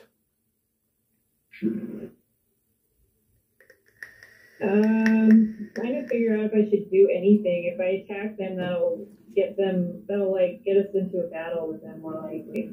Well, Lob is already engaged with Clitaris. Oh, okay. I'm going to use Zephyr Strike as a bonus action on myself. So what does Zephyr Strike do? The description says, you move like the wind. Until the spell ends, your movement doesn't provoke opportunity attacks. Okay. Once before the spell ends, you can give advantage on one weapon roll attack on your turn. That deals an extra 1d8 force damage, whether you hit or miss. Your walking speed increases by 30 feet until the end of that turn. Jesus. So I can I can run up and smack him real good and then run away and not get attacked. So that's probably what I'm going to do. Okay. Go for it. Here we go.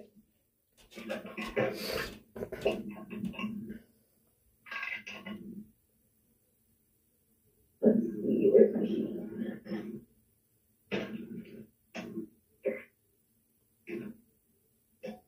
And that is a 21 to hit. That hits. Okay. These two. And D8. I'm using the D8 now. Excellent. Okay.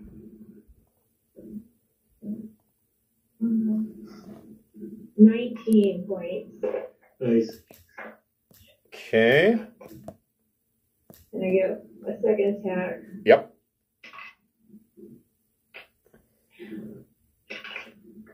Okay, that's probably not gonna. The best I did on that one was 11. Nope, an 11 misses. Okay, and then I'm gonna run back over to near my friend who is still posing as a tree. Okay. So they can surprise them to some extent. You don't want Lifferloss to run up and try to do a couple of slam attacks? I see. He's too far away. Okay. Yeah, trees don't move very fast. I'll just have him move forward a little bit, I guess. So now, I mean, everybody knows he's a life or a living tree. Right. If he wants to on his next turn, he should be able to make it. Okay. Yeah, I was reading something about, I think it's either in South America or Africa, both locations that have fucked up flora and fauna, that there are these carnivorous trees that will get up and move, and they're capable of moving something like 10 feet a day. I was like, That's fucked up. You make camp and you're like, wait a minute, yesterday those trees were over there. That's not cool. Let's see here. Goblins. So this goblin down here needs to make a con save. Ew. Goblin got a 19 on his con save, so he will take half damage from Moonbeam. Okay, so 20 base, half for save. So that is more than enough. You burn off his left side. He has a terrible moon tan. And Lob, save or not? On Lob's turn, he'll save. This goblin runs away.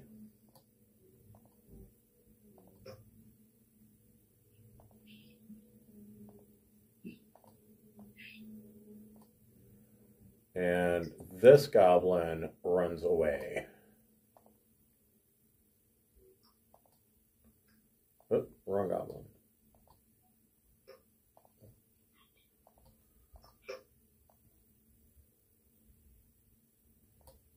All right. Oh. Yeah, there was another bugbear. That's okay. And that's it. Cleotaris, you're still fighting Lob. Lob's standing there. As you're fighting him, he looks over his shoulder and tells Og, "Shut up, Og! We're not late for dinner."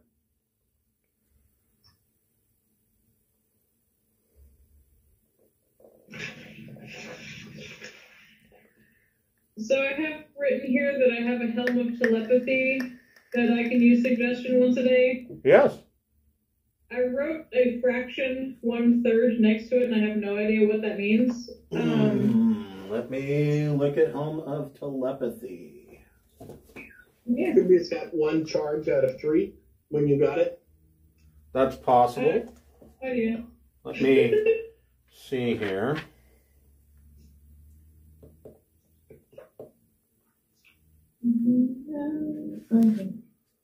So it says, let's see here.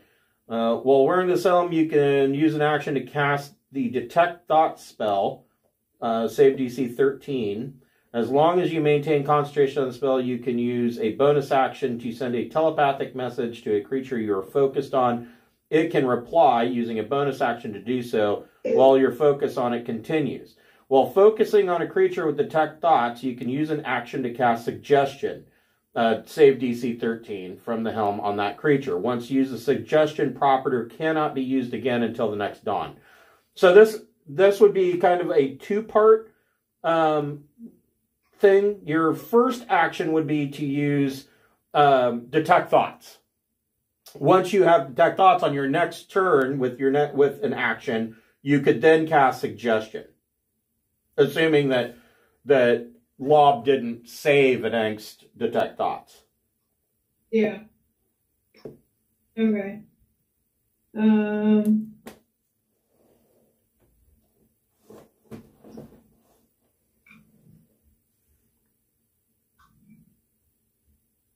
Well, my suggestion isn't as good as Nixine's suggestion then. So I'm going to go ahead and make my attack. Okay. 26. That hits. For 10 damage. Okay. And then I'll have Nixine try to do a suggestion on him. So, I don't know that Nissim can do that, but let me double check.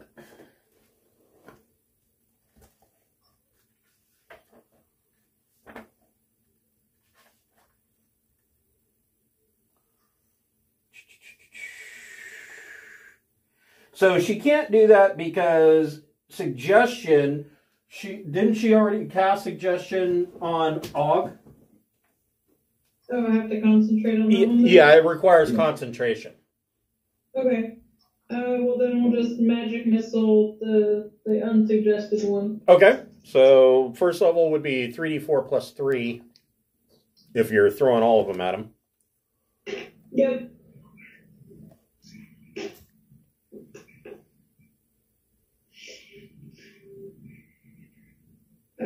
12. Okay.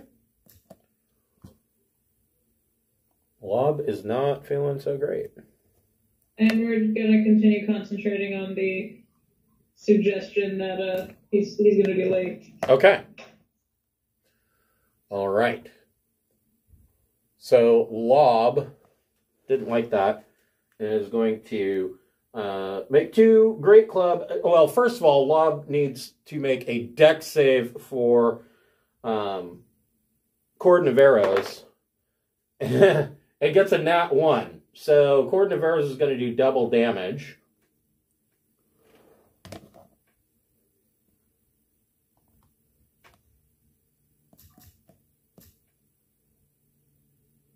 Oh, Smokey's gone.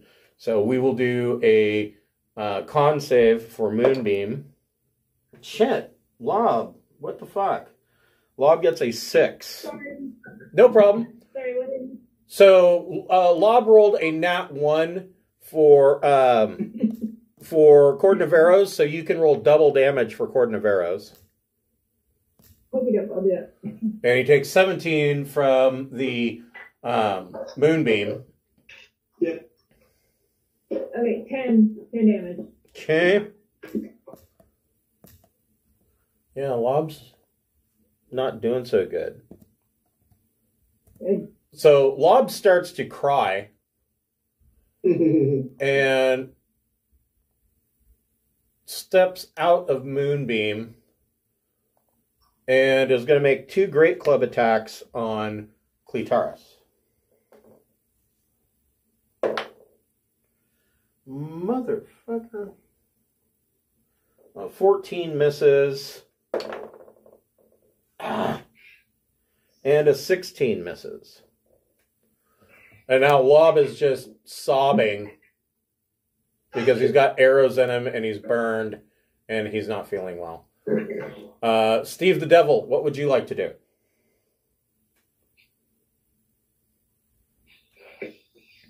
Let's see. So pretty much everybody's bouncing out except for the guy in the arrows patch, right? Right. Well,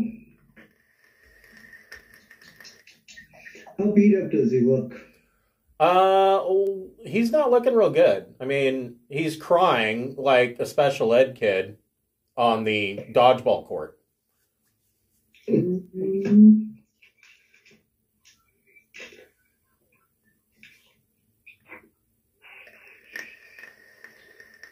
Well,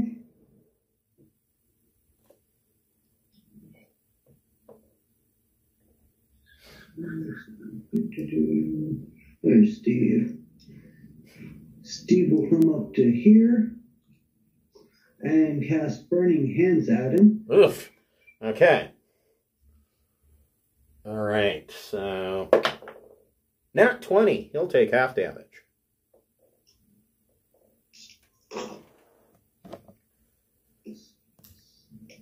It's going to be 3 damage at half, sadly, right now. 7, 9. I can't math up. 4. Okay. So there's this crying hill giant that just got a face full of fire. Like, oh! What would you like Miros to do?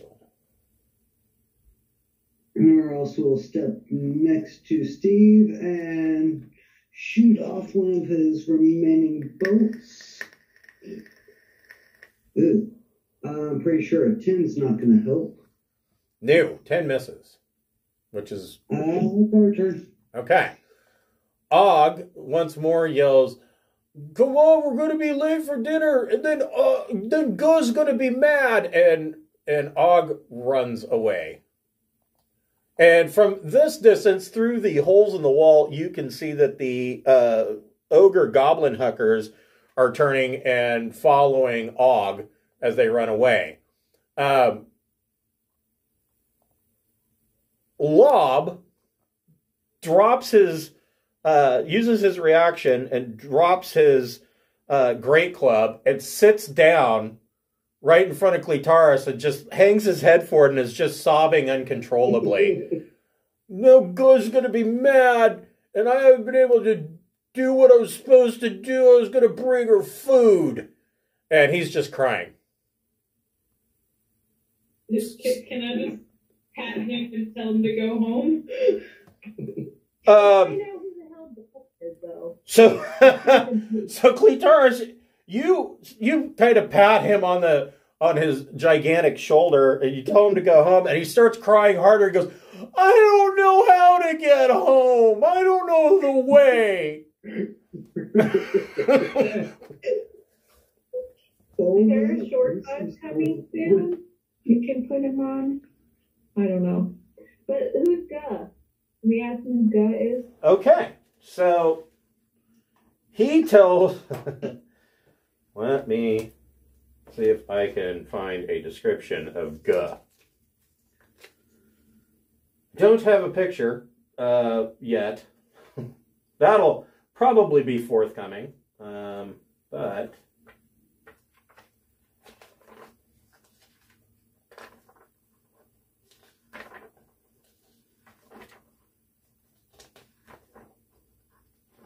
Interesting.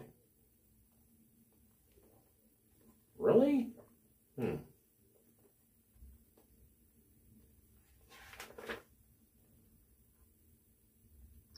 Okay.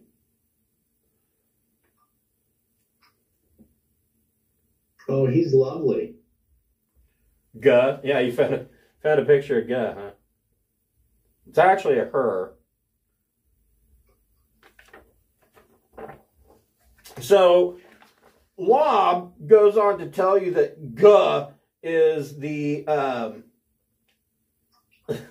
is a chieftain of the a great chieftain of the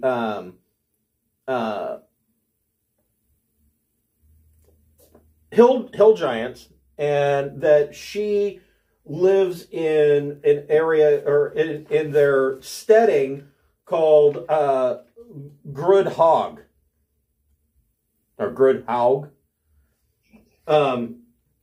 and make a history check.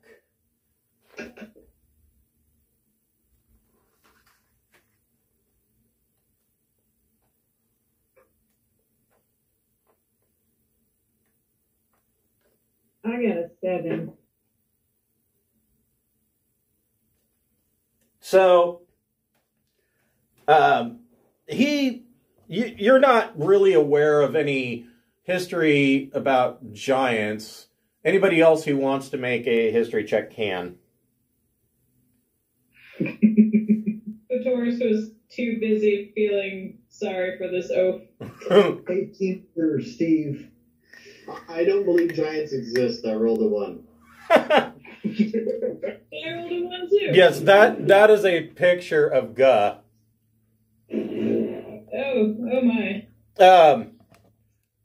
So did anybody get over 10? Yeah. Steve the devil. Okay. And what about Weeman? Nice guy. Yeah, we got a 7. Okay.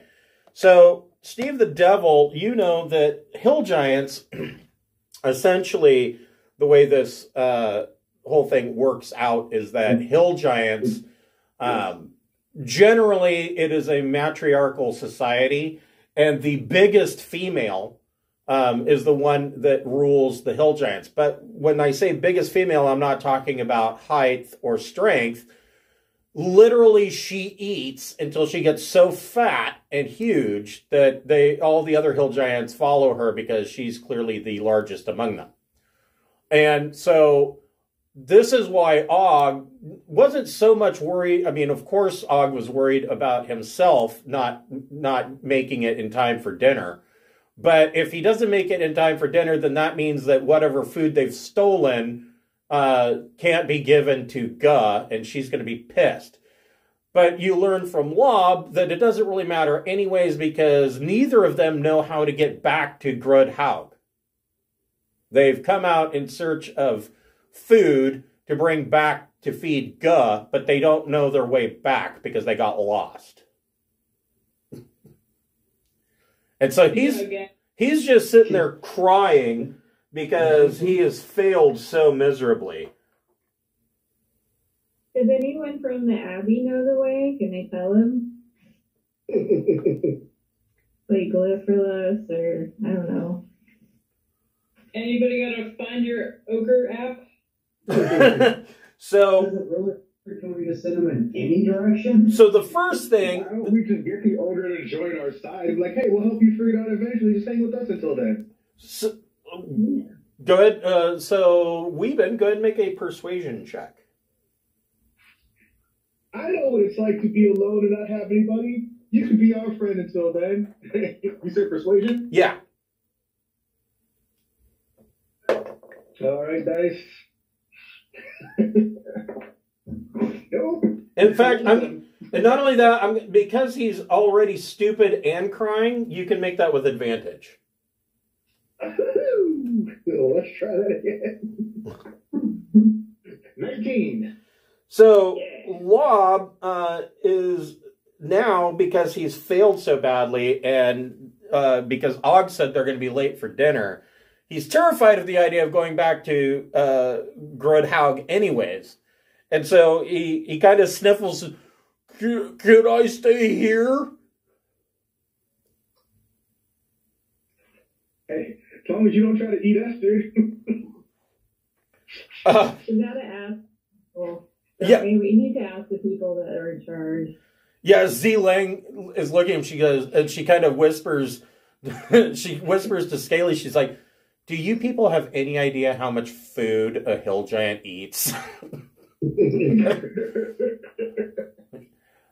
No, we don't. Liverloss looks at Z Lang and says, well, yes, but they would also, his size and strength would make for good work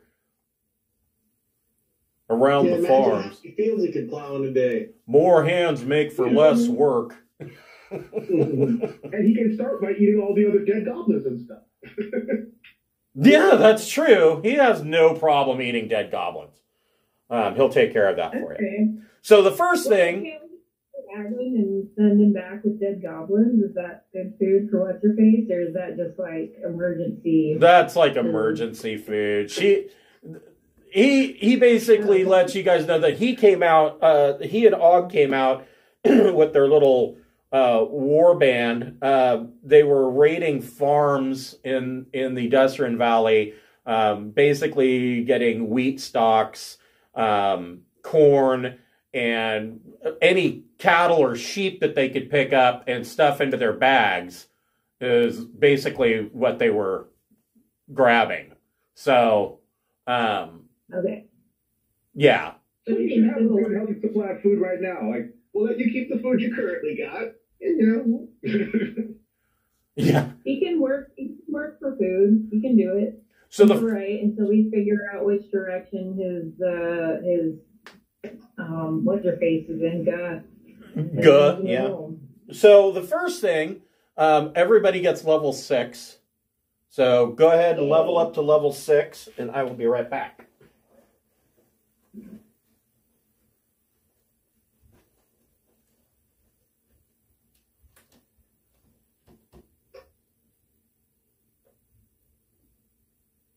I didn't actually think my suggestion was going to work.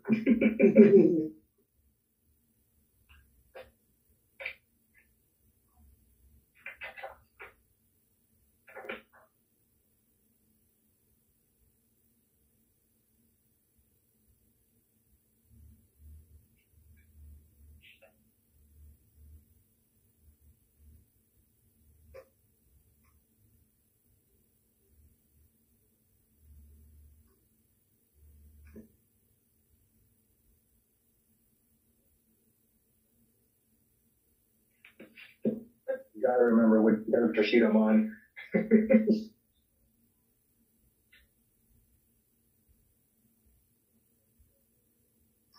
Stats are slightly different between them.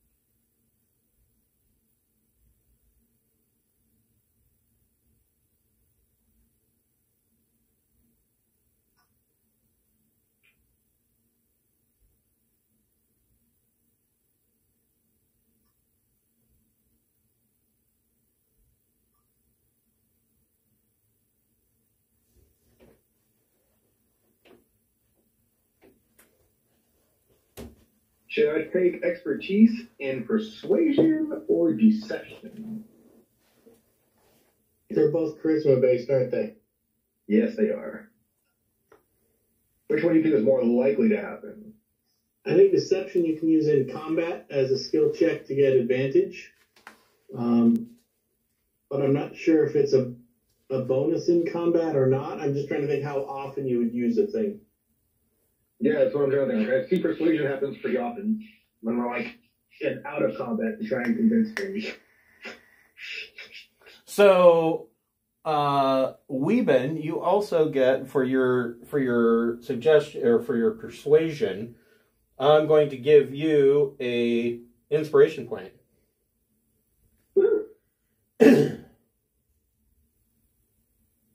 And Cletaris gets an inspiration point for trying to console the hill giant. Oh. Yay. Did not see that coming. Do we get a full rest after this? Oh, yeah. Yeah, you get full rest. All your hit points come back. And the... let's see. Who is this guy?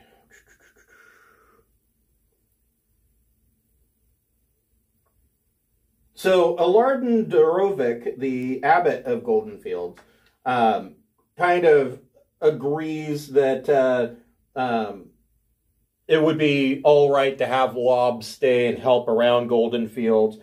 And he thinks that they produce enough food that he's sure that they can keep Lob fed and full of ale. And basically he'll be working for his room and board. And Lob seems pretty happy with that arrangement, at least for now.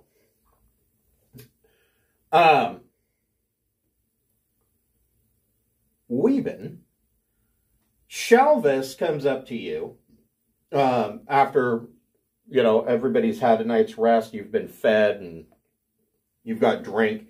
And there's kind of a bit of a celebration going on in the inn at North Furrow's End. But also there's a bit of anger because the sheriff of Goldenfields has really failed in his job, and he didn't fix the wall, and so the abbot is suggesting a sent message back to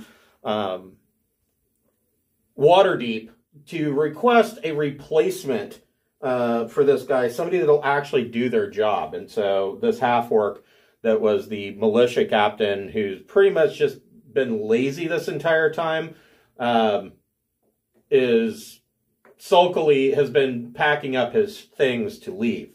But God damn it, Tessie. Shalvis comes up to Weeben and he says, I've got a bit of a proposition for you and your party. He asks that the party escort him over land to the Barge Right Inn so that he can report everything that has happened here to his boss, who is named Nalisker Thayland. And when he's talking to Weeben, he pulls his shirt aside, and you see that there is a tattoo of a coiled winged snake on his chest,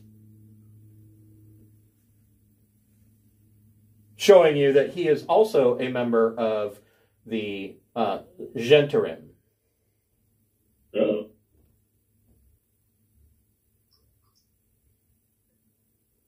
I share the information with the party, both the coiled winged snake and his proposition to us. Okay. And I ask him, and what benefit do we get for helping you with this? Well, he says that he's sure that that his boss and the people in the Black Network will be happy to give them to give the party free room and board whenever they need it, and it will also give you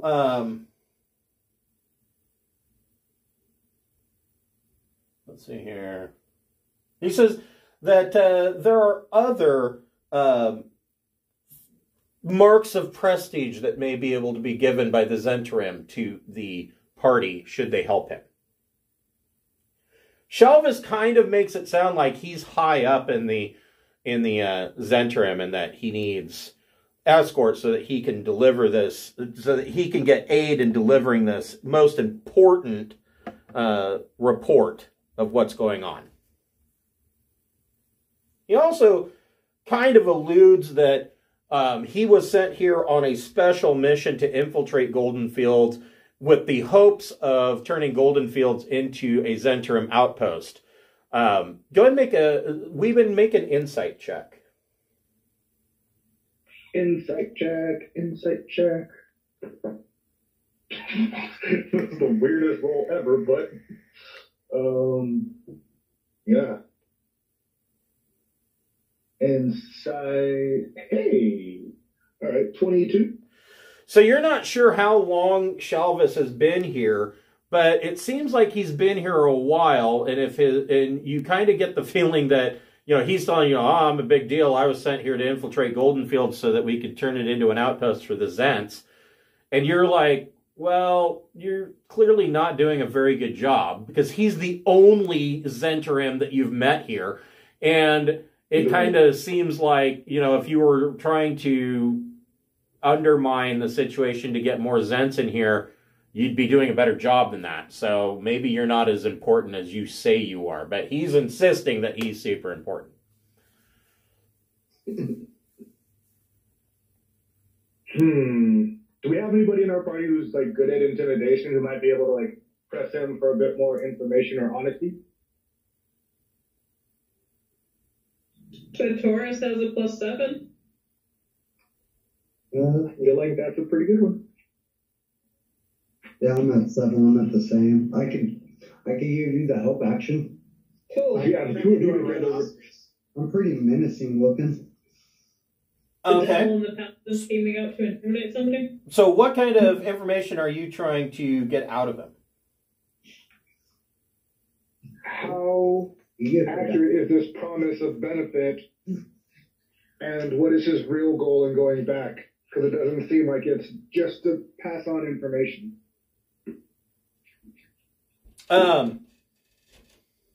He is adamant that he's just trying to deliver a report, even through intimidation.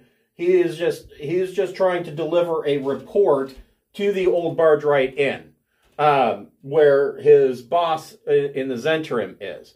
You guys know about the Barge Right Inn. It's not a single structure. The Barge Right Inn, it's actually a small wood palisade fort of several buildings that there are actually multiple inns. The main inn, of course, is a keep-like tower that is known as the Barge Right. That it's fairly well known that this is it is a black market trading coster for the most part. I'm in if like we get like help from them, or they're willing to then work with us in the future, because black market trading, that sounds like really, really, really in my wheelhouse. Okay. Because I mean, like, anything that helps me get in with the Thieves Guild anywhere, or kind of work with other people that deal like in the kind of sneaky side of life, I'm about. Anything that helps me get increased stature with them is always a good thing. Yeah, and I mean, this would definitely get, if you were to assist him, you would definitely, anybody who's a member of the Black Network, in this case, Weeben, you would get renown with them. This would at least kick your renown level up 1 or 2. I'm in. Okay. Do it. Let's help. Smokey, Lifferloss, as you're standing outside the inn, and Lifferloss kind of galumphs over, as trees do. I imagine trees galumph. And he comes up to you and says, he says, I know it's a lot to ask, but I urge you and your party to seek out my creator, a moon elf druid named Airglass. He tells you that Airglass was not only a member of the Emerald Enclave, but also an adventurer who slew many giants in his day. Airglass left Goldenfields 30 years ago on a pilgrimage to Shadowtop Cathedral, and the druid planned to follow the Deseret River and seek out an old treant named Turlang. Lifferlaw suggests that you might actually do the same, because if there is an issue with giants, Turlang would be excellent aid on your side. Thank you, Lifferloss, and I hug him. Okay. I love him. He's a tree. Scaly, Z Lang comes up to you, and you guys are knocking back a couple of ales. Z Lang tells you that in addition to her being an acolyte of Shantia and an Emerald Enclave sympathizer, she's actually the beneficiary of a considerable inheritance from her parents. Her parents traded in silk, whale oil, fine glass, maps, and other commodities. They were based in Baldur's Gate, but owned several businesses in Waterdeep. And she gives you a black pearl pendant worth 750 gold pieces that she keeps hidden among her belongings, but she wants you to have it. She says, bring it to Kaldar Marskill, he's the head butler of House Than in Waterdeep, and he will give you a gift in exchange. Who? To Kaldar Marskill. Let me type that out, because nobody can have a decent name. Dig for it later. Is that right? No, it is not. Let me try this again. See, even I can't do it.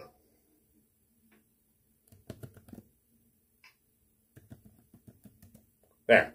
Calder Murskill. Perfect, thank you. He is the head butler of House Than in Waterdeep, and he will give you a gift if you bring this black pearl necklace to him. Okay. Thank you. Miros comes to Steve the Devil, and Miros says, I suggest that you travel to Amphale and give my regards to Arliosa Starhenge, the proprietor of a local tavern that is named the Stag-Horned Flagon.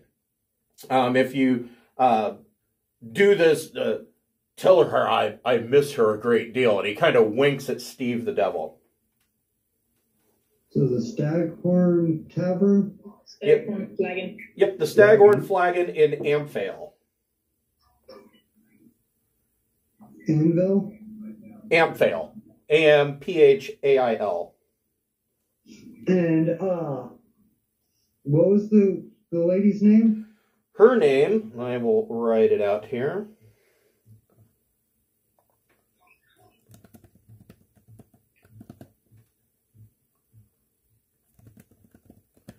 And he tells you that her name was Arliosa Starhenge, and that they used to perform together in the traveling carnival troupe many years ago. He says, seems like with the hill giants raging across the land, it seems like things are a bit turbulent. I would like to get a message to her before, well, in case the worst happens. Will do, my guy. Let's see here. Clitoris, Nasine Drethkala, sits down with her wine next to you in the tavern or in the inn, and she says, every bone in my body tells me that the attack on Goldenfields is just the beginning. I heard rumblings that other settlements have been impacted by the sudden appearance of giants, and not just hill giants, but also stone, frost, fire, and cloud giants. I'm convinced that now is not the time for half measures. I have read books about the ancient conflict between dragons and giants, and I urge you to seek out a powerful good dragon, convince it to contact other good dragons, and use them to combat these giants. I'm confident that the Lord's Alliance will support this plan, and, given the gravity of this situation. She urges you to travel to Waterdeep to meet with the Lord's Alliance leaders, specifically a dragon expert named Chasloth Yarghorn. And she says, I'm sure that they can put you in touch with some good dragons that can join us on this side so that we can mount a defense against these giants.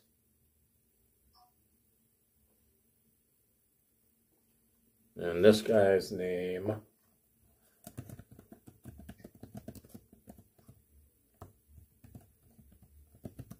Chasloth Yarghorn. Bless you. Orin, the halfling that belonged to Carrie's character, he comes to the group, and he basically tells all of you, he says, I've been spooked by rumors that giants are rampaging throughout the north. I would ask that you would check on my sister, Lily. She works at the Happy Cow Tavern in Daggerford. And he writes out very hastily a note, and he says, please deliver this letter to Lily and tell her that I'm doing fine. And, ask her if she'd please send me a little more money. But he seems genuinely concerned for his sister's welfare, although he does seem to be low on funds for purchasing more ale and food at the inn.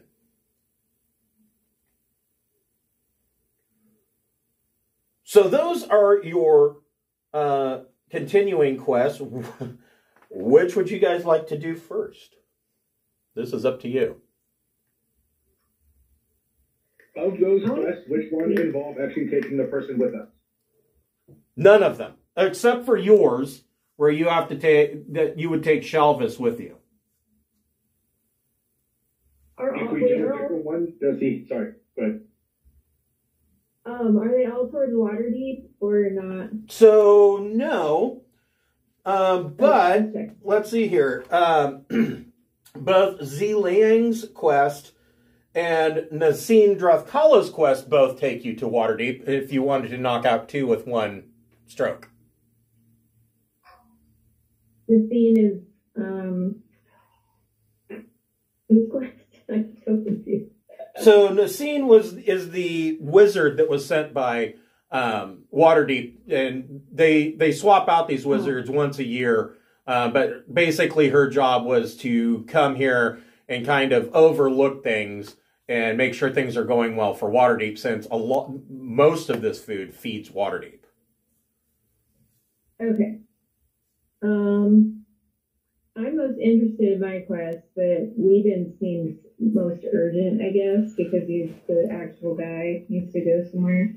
So actually, So, what I should do, let me, to give you guys a better idea of planning. Oh, where did I put it? I know here we go. So this is an enormously huge map. Let's see here. So, you guys are right here in Goldenfields. So, Amphail is right here. Waterdeep is right here. You could, if you wanted to, knock out the quest to Amphail and the 2 quests to Waterdeep. And then, I don't know, if you wanted to continue on to Daggerford, you could do that too. I don't know if you wanted to go back to Goldenfields. It's up to you. However you want to journey through this. Is my quest in Nightstone? I don't remember. No. I should have written it down. No, your quest is to follow the Desserin River towards Shadowtop Cathedral. And let's see here. Shadowtop Cathedral. So Shadowtop Cathedral, from where you guys are at, is far to the northeast. Oh, shit. Here. Okay. Mine is the furthest, so that's out. But you could knock out 4 quests. I mean, you could knock out 4 quests at Amphail, Waterdeep, and Daggerford if you wanted to do those first. So from Goldenfields, where is Bargewright Inn? Bargewright Inn is right here. So you could knock out 5 quests. Bargewright Inn, Amphail, Waterdeep, and Daggerford if you wanted to go that direction. And we could start at Bargewright Inn with Weebin's quest. Cleveland. Oh. Sounds the most efficient. You what? Okay, let's do Weedon's quest. It sounds the most efficient. Yeah. I'm down for efficient. Okay. Yep. No. I just got to keep my guy alive along the journey, right? Right. Let's see here. What could go wrong? Did my guy level up along the way? Does he get more hit points? Well, you should have got more hit points from getting level 6. Well, I got more hit points in my Oh, Shelvis? No, Shelvis didn't level up. And at this point, you're not gonna need to control Shelvis anymore. He is an NPC, but he is kind of out. Okay, cool. So like taking him back there didn't mean we had to like watch out for him on the way or anything. Okay. No, that's we were gonna. Can't get rid of him or destroy him. Crystals from Elder Scrolls. Yeah, like the crystals. So, I mean, like, if he were to, say, like, die on the journey and we just looted him but still passed on his message, that wouldn't have been a problem, is what you're saying. Right, yeah, right.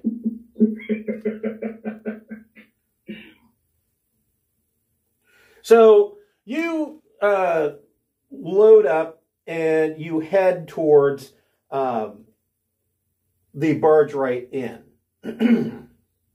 Hold on just a moment here.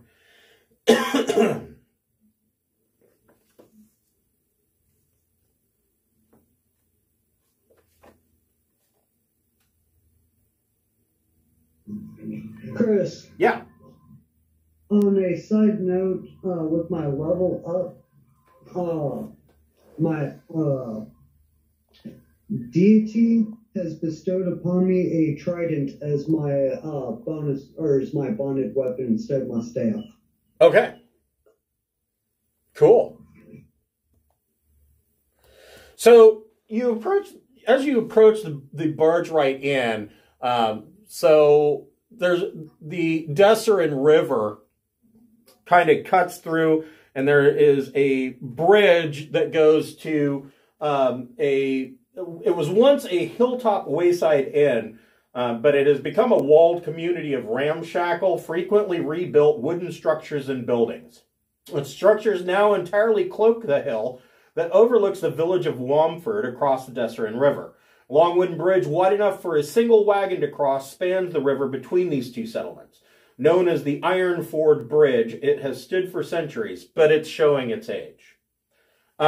So getting there, you have to go through Womford, and when you, by the time you get from Goldenfields to Womford, it takes you about 3 days. And by the time that you are getting into Womford, you can, it's the sun is setting. It's evening. Everybody make a perception check.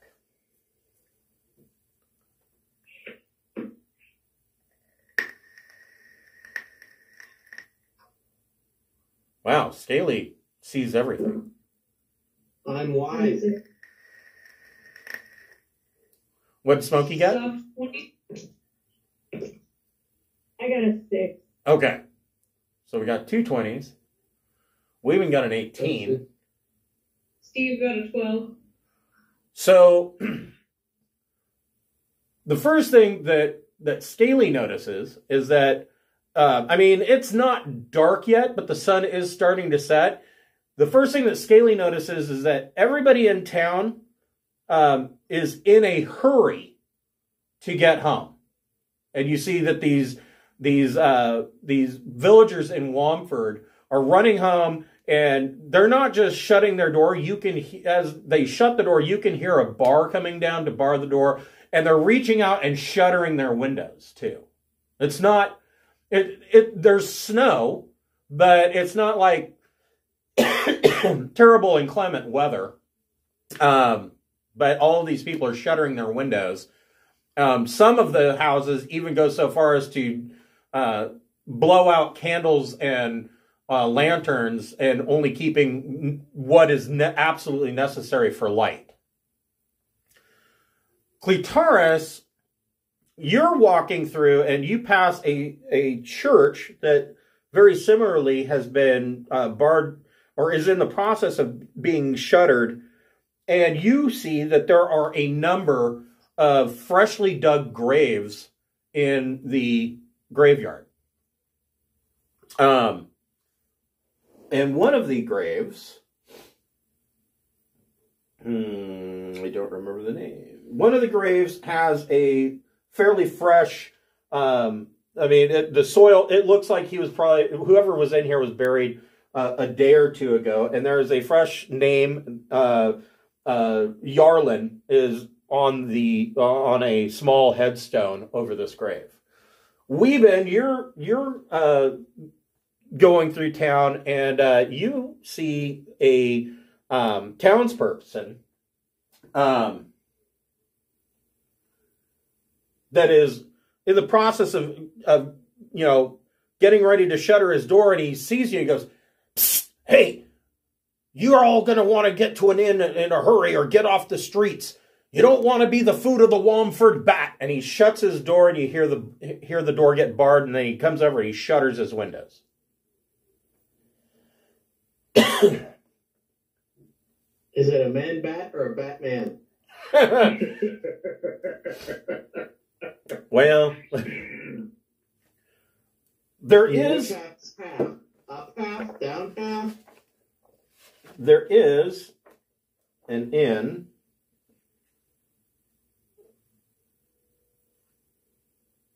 And I should remember this because it's kind of important.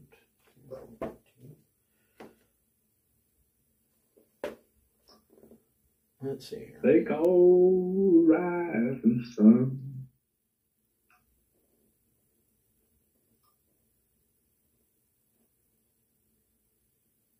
Yeah, there's a small inn here that you can make for the night, or if you want, you can try to go across the bridge and go directly to the barge right in. It's up to you.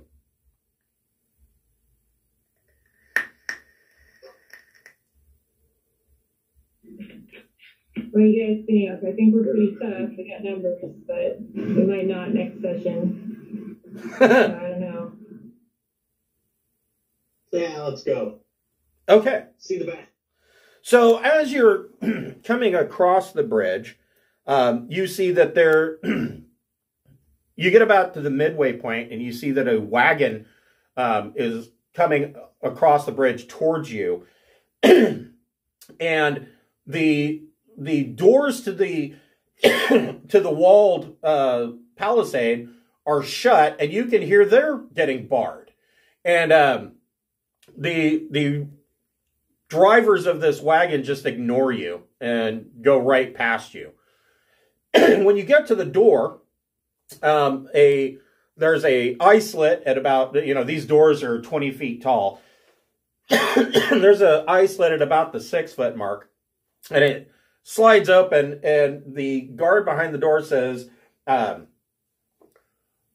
it's gonna, unless you got the passcode, you're not getting through these doors, but if you pay 2 gold, we can lower down the chair and you can ride up over the wall that way. Does the guy that's with us not have the passcode? He does. And he goes up and kind of whispers to the guy, and the guy says, oh, well, why didn't you say so? And he shuts it, and they unbar the gates, and the gates open up. And immediately, as soon as these gates open up, you are hit with a stench of, well, it's a couple of smells. One, raw manure, and basically the courtyard of this fortress is all churned up mud, horse and cow shit. The other thing that you get a big faceful whiff of is the fact that they have a tannery here. So there is the smell of boiling urine as they are curing hides. So this place stinks to high hell. And the guard at the gate directs you to the he says, the main barge right. And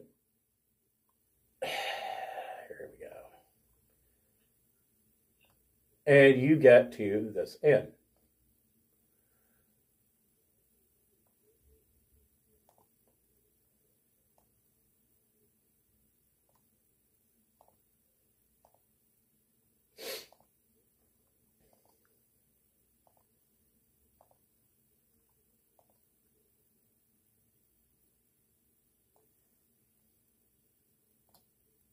Relix, of course, jumps right up onto a table.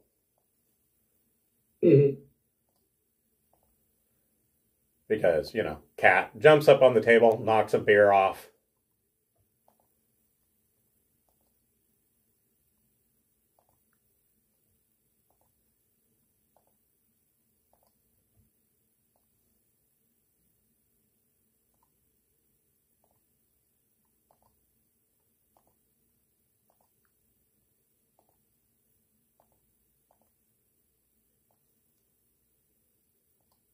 Jesus Christ, there's just an acre of you.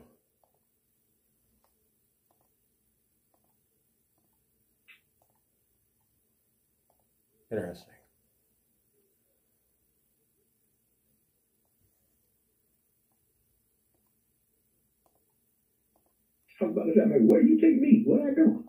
It's my quest. I could be here, damn it. And just for good measure, we'll throw Carrie in there because she'll probably be here next week.